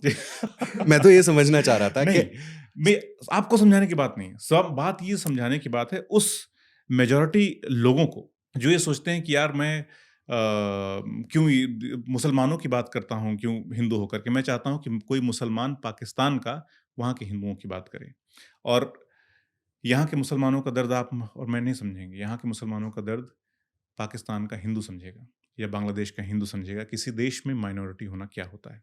तो ये जो आइडिया था, जो जो माइनॉरिटी राइट्स की मैं बात करता हूँ, तो कई बार होता है कि अबे तू पाकिस्तानी हिंदुओं पे नहीं बोलता, तो मैं उनको एक वीडियो देता हूँ कि मैंने ही तो बनाया भाई ये। तो तो इश्यूज़ तो हैं भाई, जहाँ पे माइनॉरिटीज़ हैं, हमने अभी रिसेंटली बांग्लादेश में देखा, किसी ने भी कमेंट किया तो मैंने उसको भी वही जवाब दिया कि बांग्लादेश के ऊपर भी मैं कर चुका हूँ। और अगर कोई इंडिया का की माइनॉरिटी ग्रुप से आने वाले, चाहे वो मुस्लिम्स हों, चाहे वो क्रिश्चियंस हों, अगर वो ये बात कहते हैं कि नहीं बांग्लादेश में सब ठीक है, तो फिर आप वही बात कर रहे हैं जो हिंदू कहते हैं कि नहीं इंडिया में सब कुछ ठीक है। तो हम हमारा जो अप्रोच है, जैसे बहुत सारी मंदिरों को इस वक़्त श्रीलंका में तोड़ा जा रहा है और उनको ज़बरदस्ती बौद्ध मठ बनाए जा रहे हैं वहाँ पर। आप बताइए, कहीं आप न्यूज़ नहीं देखते, कहीं कुछ नहीं देखते हैं, कोई मतलब नहीं, कोई ये नहीं है। लेकिन वहाँ पर चीज़ें हो रही हैं। आप किसी भी जो श्रीलंकन तमिल है, हिंदू है, उससे आप पूछिए, आपको ये बताएगा कि हाँ यार, ये तो अभी भी चल रहा है, ये अभी की बात है। पाकिस्तान की तो खैर बात छोड़ ही दीजिए, वहाँ का डेमोक्रेसी है नहीं। बांग्लादेश में थोड़ी बहुत थी, वहाँ पर भी हमने देख लिया कि कोई अपना झंडा लगा दिया धर्म का, तो उस वही सेम चीज़ें कि राष्ट्रद्रोह कर दिया आपने और उसका झंडा छोटा कैसे लग गया, इसका बड़ा कैसे लग गया, तो ये सब चीज़ें चल रही हैं। तो वही कि माइनॉरिटीज़ की हालत जो है बहुत ख़राब है, हमारे देश में ख़ास करके, क्योंकि हमारे लोग बहुत ज़्यादा हैं। तो 1% भी हमारा 12 करोड़ के कितना 13 करोड़ हो जाते हैं। तो ये समस्या है कि जो एक माइनॉरिटी पर्सपेक्टिव है, उसको एक मेजॉरिटी ग्रुप से आने वाला बंदा कैसे देखता है, और मैं अपनी मेजॉरिटी जो ग्रुप है हमारा, उसको वो चाहता हूँ कि वो लोग समझें उनके पर्सपेक्टिव से। तो वो मेरी कोशिश होती है कि अपने वीडियोज़ के थ्रू कि वो मैं आपको समझा सकूँ कि भाई मैं भी आपके ही तरह, आपकी ही परवरिश, आपके ही परिवेश से आया हुआ हूँ, जिसको बाद में पता चला कि मैंने बहुत स सारी चीज़ें गलत समझता था मैं इनके माइनॉरिटीज़ के बारे में और इवन संविधान के बारे में मैं कहूँगा। कि मुझे मालूम नहीं था कि यार ये तो गलत चीज़ है इनके साथ में। तो वो जो भी चीज़ें संविधान सम्मत नहीं हैं, वो मैं हाइलाइट करता हूँ और क्योंकि जैसे ही एट्रोसिटीज़ बढ़ती हैं एक ग्रुप के साथ में, तो आप लगातार आप रिपोर्टिंग करते जाते हो उस पर, करते जाते हो, तो आपकी भी समझ बढ़ती जाती है और आप एक सीरीज़ ऑफ स्टोरीज़ हो जाती हैं। जैसे मैंने 2022 में एक सीरीज़ ऑफ स्टोरीज़ करी कि मिथ्स अबाउट इंडियन मुस्लिम्स, तो बहुत वायरल हो गई वो सीरीज़। तो फिर मुझे लगा कि यार मैंने जब इतना पढ़ ही लिया है और मैं जितना ये कर रहा हूँ, तो फिर मैंने उसको फिर धीरे-धीरे, धीरे-धीरे इंटरेस्ट आना भी शुरू हो गया, क्योंकि उसी तरह से के लोगों के साथ में फिर आपका राब्ता होना शुरू होता है और ये मुझे तो ये भी तो लगता है ये कोई प्रोफ़ेशन की बात नहीं है, ये तो सबसे ज़रूरी काम है कि लोगों के बीच में प्यार-मोहब्बत हो, लोग आपसे हेट ना करें एक-दूसरे से। कास्ट, क्रीड और रिलिजन, कलर, रेस इस के आधार पर अगर नहीं हो, तो कितना बढ़िया है। तो वही चीज़ है, अब इसको आप चाहे माइनॉरिटी राइट्स कह लीजिए, चाहे कि कह लीजिए ह्यूमन राइट्स जर्नलिज़्म कर लीजिए, चाहे आप खाली जर्नलिज़्म कह दीजिए इसको।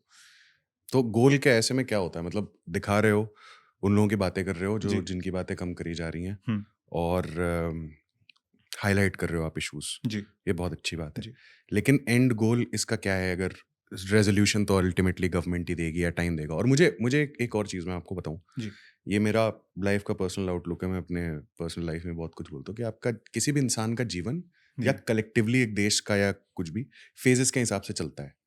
और पास्ट बहुत बड़ा रोल प्ले करता है कि आप उसको भूल ही जाएँ, सीख ले लें अच्छी तो अच्छा है, भूल ही जाएँ तो बेटर है, क्योंकि जब तक आप रेफ़रेंस पॉइंट में पास्ट रखोगे, आज की डेट में जो सबसे बड़ा प्रॉब्लम है वो, और कभी न कभी अब ये मानिए कि लेट्स से मेरे और आपके परबाबा दुश्मन होते हैं आपस में। उन्होंने किसी से, एक दूसरे ने, लेट्स से किसी, मेरे परबाबा ने आपके परबाबा की ज़मीन ले ली, ठीक है?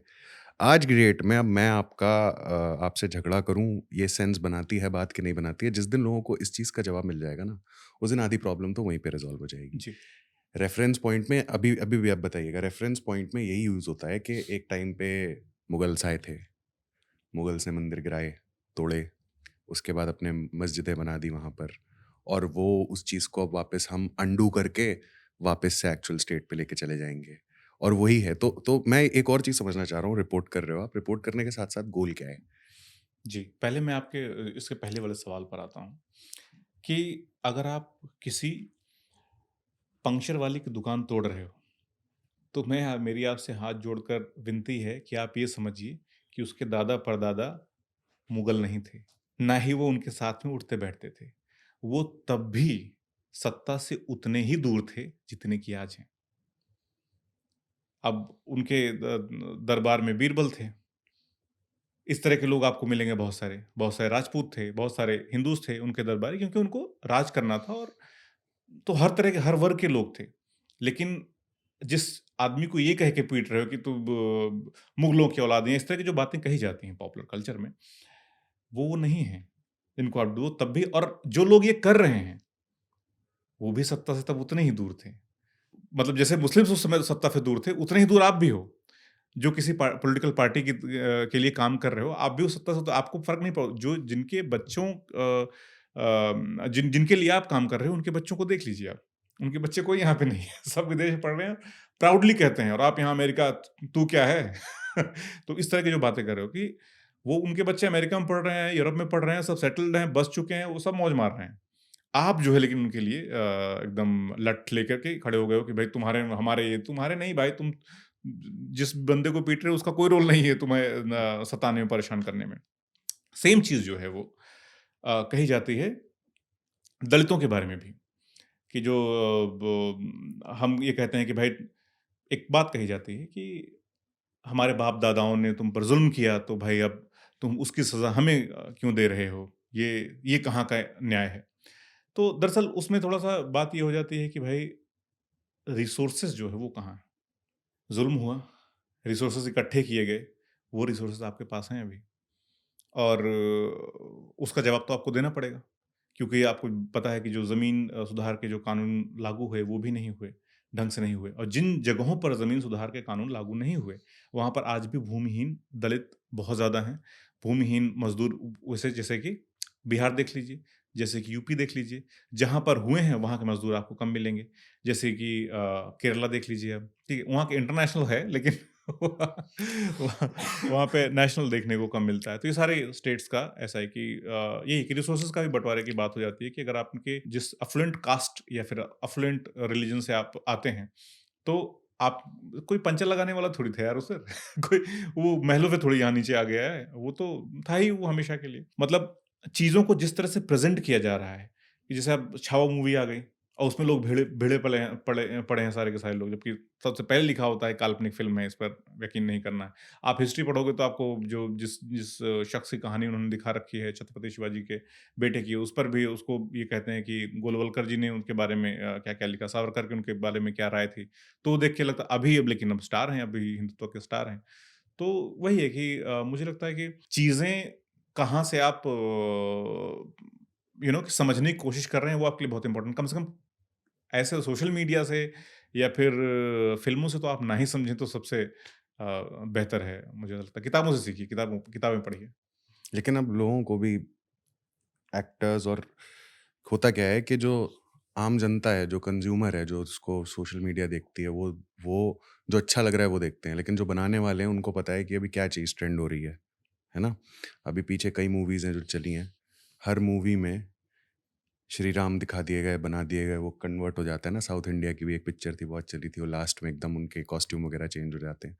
तो ये एक इन्फ्लुएंस ईजिली इससे बंदा इंक्लाइन हो जाएगा, तो इसलिए दिखा देते हैं। तो मुझे एक और मेरा पार्ट है जो जो रहता है कि अब आप क्योंकि माइनॉरिटी राइट्स की बात करते हो, तो एग्जैक्टली गोल क्या है आपका कि क्या करना चाहते हो? या फिर जैसे अभी आपने एक चीज़ बताई कि योर क्वेश्चन और your suggestion to Modi ji would be that please get rid of this और व्हाटएवर। अभी फिलहाल के लिए आइडियल वर्ल्ड में, प्रेजेंट में, क्या क्या गोल है? अचीव क्या करना चाहते हो आप?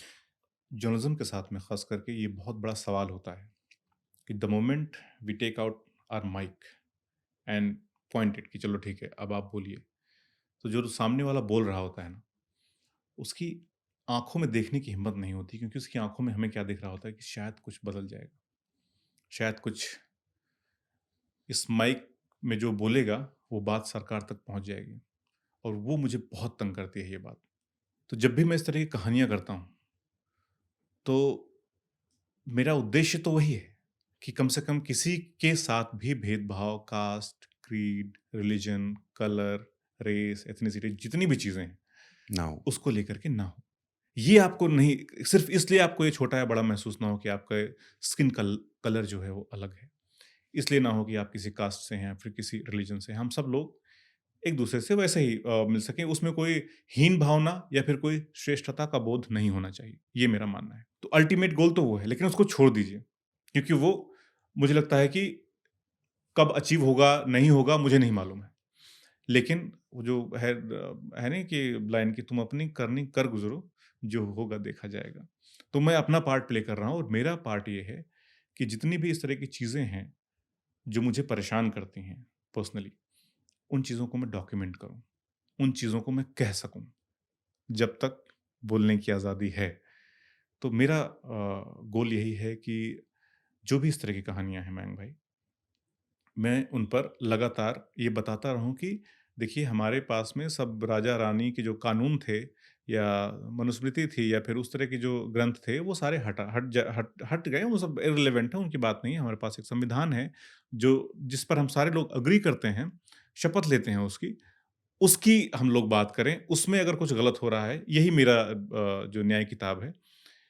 अगर इसके साथ में चीज़ें नहीं जा रही हैं, तो मुझे लगता है कुछ गलत हो रहा है। वो मेरा एक पत्रकार के तौर पर, एक ज़िम्मेदार नागरिक के तौर पर ये कर्तव्य बनता है और वो मैं करते रहना चाहता हूँ। तो वेरी अल्टीमेट नाइस, गोल यही है वेरी नाइस। मेरा। मैंने आपका एक वीडियो देखा, अरविंद केजरीवाल अपनी सीट से क्यों हार गए, ठीक है? और उसमें आपने एक इलेक्शन में किस तरीके से नाम ऐड हुए या नाम काटे गए, उसका एक एक्सप्लेनेशन दिया है। हुँ, हुँ। सबसे पहले तो एज अ गवर्नमेंट, और जैसे जैसे आपने स्टार्टिंग में कहा था कि your job is to highlight what's wrong in somebody's government, कि क्या काम नहीं हो रहे हैं वो सरकार को बताना। जी, तो द फर्स्ट क्वेश्चन इज के अरविंद केजरीवाल ने अपना टेन्योर जस्टिफाई किया था, सेकंड बिल्कुल नहीं, टेन्योर? बिल्कुल नहीं। ओके। और जो वो इलेक्शन हारे, हुँ। वो जनता से नेचुरल इलेक्शन हारे या फिर कुछ उसमें कॉम्बिनेशन या फिर हैक लगाकर उनको हराया गया? देखिए 2 चीज़ें हैं आई थिंक। हाँ, मतलब मैं समझाना भी चाहता हूँ यहाँ पर कि जो मेरा वीडियो है, उस वीडियो में अगर आप स्पेसिफिकली अगर देखेंगे, तो मैं सिर्फ़ और सिर्फ़ उस सीट पर जो पॉसिबल कंक्लूज़न्स हो सकते थे, डेटा के अकॉर्डिंग, उसकी मैंने बात की है कि और उसकी सीट की बात नहीं है। I think I have highlighted around 10 seats, हुँ, 8 और 10 सीट्स पे बात की गई है कि कहाँ-कहाँ पर वोटर घटे हैं या फिर बहुत ड्रास्टिकली बढ़े हैं 2024 से लेकर के 2025 के इस इलेक्शन के 5-6 महीने में। उसमें कई जगह पर ऐसा है कि पिछले 5 साल में जितने वोटर नहीं बढ़े, उसके 2 गुना, 3 गुना ज़्यादा सिर्फ़ इन 5-6 महीनों में बढ़ गए। तो वो जो ये है ना कि डेटा में जो ऊपर-नीचे हुआ है, उसको लेकर के मैंने बात की है। अब आपका जो दूसरा सवाल ये है, तो उस पर जो बात है वो सब कुछ ईसीआई के वेबसाइट पर है, सारा कुछ है, वो आप खुद जाकर के देख सकते हैं। और देखने के बाद आपको भी इस तरह की आशंका हो सकती है फिर कि यार ये ऐसा कैसे हुआ? कि मतलब जो 5 सालों में नहीं बढ़े, वो 3-4 महीने में, 5 महीने में या फिर लेट्स से कि साल भर से तो कम ही हुए ना। मई में इलेक्शंस हुए थे, तो साल भर से कम में इतने जल्दी 4-5 गुना कैसे बढ़ गए हैं? तो वो आपके मन में सहज सवाल आता है। वही सवाल मेरे मन में भी था, जिसको मैंने उसमें ऐड करने की कोशिश की है कि किस तरह से और चीज़ें मैनेज करने की बात होती है। और उस पर मुझे लगता है कि ईसीआई को सामने आना चाहिए था कि भई ऐसा-ऐसा क्यों हुआ? उस एक्सप्लेनेशन को लेकर के। इवन इलेक्शन के पहले भी उस चीज़ को लेकर के बात हो रही थी। लेकिन ईसीआई की तरफ से कोई सफाई नहीं आई, किसी ने कुछ। और सोचिए कि मेरी क्या ऑडेसिटी है यार इस चीज़ को चैलेंज करने की। अगर मैं चैलेंज कर रहा हूँ, तो इसका मतलब है कि कुछ चीज़ें होंगी तभी तो मैं चैलेंज कर रहा हूँ ना, अदरवाइज़ तुम मुझे उठा के डाल देते हो। और मैं तो कहता हूँ उसको देखिए आप, उसमें कोई दिक्कत आपको समझ में आती है तो मुझे उठा के डाल दीजिए। तो जो रेटोरिक नहीं है वो फैक्ट्स हैं, डेटा है। तो वो चीज़ उसमें मैंने दिखाने की कोशिश की है। हाँ, अगर मेरा पर्सनल ओपिनियन आप पूछोगे कि केजरीवाल का टेन्योर कैसा रहा, क्या वो हारना डिज़र्व करते? तो मैं बिल्कुल कहता हूँ कि वो हारना डिज़र्व करते हैं। केजरीवाल को ये वाला इलेक्शन हार जाना चाहिए था और वो हार गए हैं। क्योंकि उनकी मतलब वो है कि हम लोगों ने बहुत उम्मीद रखी थी। कॉलेज में ही रहे होंगे हम लोग भी, आप भी कॉलेज में रहे होंगे। तो जब लोकपाल आया तो हम सब ने सोचा कि यार कुछ मैं तो बदलेगा। मैं नौकरी करता था आप तब। नौकरी करते थे जी। मैं कॉलेज में था, नया-नया वहाँ से आया कि मुझे लगा अच्छा देश तो यहाँ बदल रहा है, हमारे उधर तो नहीं समझ में आता था। तो यहाँ आए और पूरा प्रोटेस्ट में जा रहे हैं, कुछ समझ नहीं था, मुझे सच बता रहा हूँ, मुझे लोकपाल कुछ नहीं, कुछ तो था, कुछ अच्छा था। ये सीनियर से सुनने में आता देखने को। तो वो जो एक ये थी, एनर्जी थी, फिर बाद में इन्होंने कहा ये नहीं करेंगे, और बहुत सारे झूठ बोले, ऊट-पटांग हरकतें करी। अपने जो साथी थे प्रशांत भूषण, ये कुमार विश्वास, ये सब अलग-अलग हो गए, सारी चीज़ें हो गई। इनसिक्योरिटी भी हम लोगों को समझ में आया कि बहुत इनसिक्योर आदमी है ये। इसके बावजूद सबने सिर्फ़ इसलिए ये उम्मीद रखी थी कि शायद कुछ एक नए तरह की पॉलिटिक्स देखने को हमें मिलेगी। लेकिन भाई साहब, पिछले 5 साल में आप देखिए कि हनुमान जी इनके कान में बोल रहे थे, ठीक है? और गवर्नमेंट ये जो स्कीम्स लगा रहे थे वो कांग्रेस से इंस्पिरेशन लेकर के कि फ्री में ये कर देना है और उस तरह कर दे, वो उसका विरोधी नहीं हूँ, बिल्कुल भी फ्रीबीज़ या जो कहते हैं कि लोग फ्री कल्चर का, मैं उसका बिल्कुल घोर समर्थक हूँ। ये किसी भी वेलफेयर स्टेट की ज़िम्मेदारी बनती है कि वो अपने जनता की चीज़ों का ख़्याल रखे, उसको फ्री में दे, जितना ज़्यादा से ज़्यादा हो सकता है फ्री में दे, ताकि वो बाकी बेहतर चीज़ों पर ध्यान लगा सके। लेकिन वही कि एक पाँव जो है बीजेपी की नाव में, एक कांग्रेस में, तो नीचे तो जाना ही था आपको। हम लोगों ने आपको या फिर जो जिनकी उम्मीद थी कि भाई आप कुछ अच्छा करेंगे बेहतर, वो तो कुछ हुआ नहीं। मतलब कम से कम हवा साफ कर देते यार, कम से कम यमुना साफ कर देते। मतलब ट्रैफिक से निजात दिला देते हैं। और ट्रैफिक का छोड़िए आप, मेट्रो इतनी महँगी हो गई या बसेस एफिशिएंट नहीं हैं। मतलब पूरा किओस्क था। ये वाला टर्म तो सच में यार, मतलब पहले वाले टर्म्स पे तो कोई कमेंट नहीं करना चाहता, लेकिन ये जो सेकंड टर्म था, ये बहुत ही पूरा कियोटिक था आम आदमी पार्टी का, और मैं पूरी तरह से कहता हूँ कि हारना डिज़र्व करते थे ये। अब वो भले बहाना बनाएँ कि मुझे काम नहीं करने दिया गया, ये है, वो है, दुनिया भर की चीज़ें। मुझसे जो जो जिन लोगों को मैं जानता हूँ, जिनसे भी बात हुई, जो आम आदमी पार्टी के वोटर्स थे और इस बारी उन्होंने किसी और पार्टी को वोट किया, उनका सबका ये भी कहना था कि जब जब भी लीडर की बात होती है तो हर कोई स्ट्रॉन्ग लीडर चाहता है।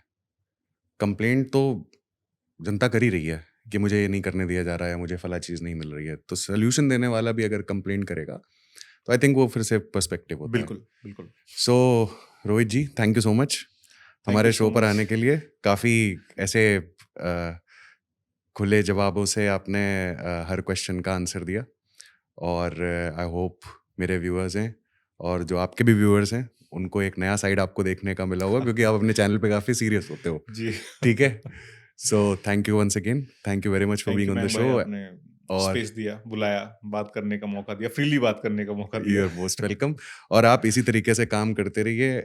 बहुत आई थिंक कम लोग हैं जो ऑनेस्टली पैशन के साथ, मुझे एक चीज़ और जब मैं आप इंटरव्यू कर रहा था तो मुझे दिखा आपकी आंखों में वो चमक दिखाई देती है टूवर्ड्स, जो कि कहीं ना कहीं अब बहुत कम देखने को मिलती है। और मैं हमेशा जो भी लोग पैशनेट होते हैं उनका बहुत बड़ा फ़ैन रहता हूँ यार, कि जो भी काम करो पैशन से करो, अच्छा हो जाता है।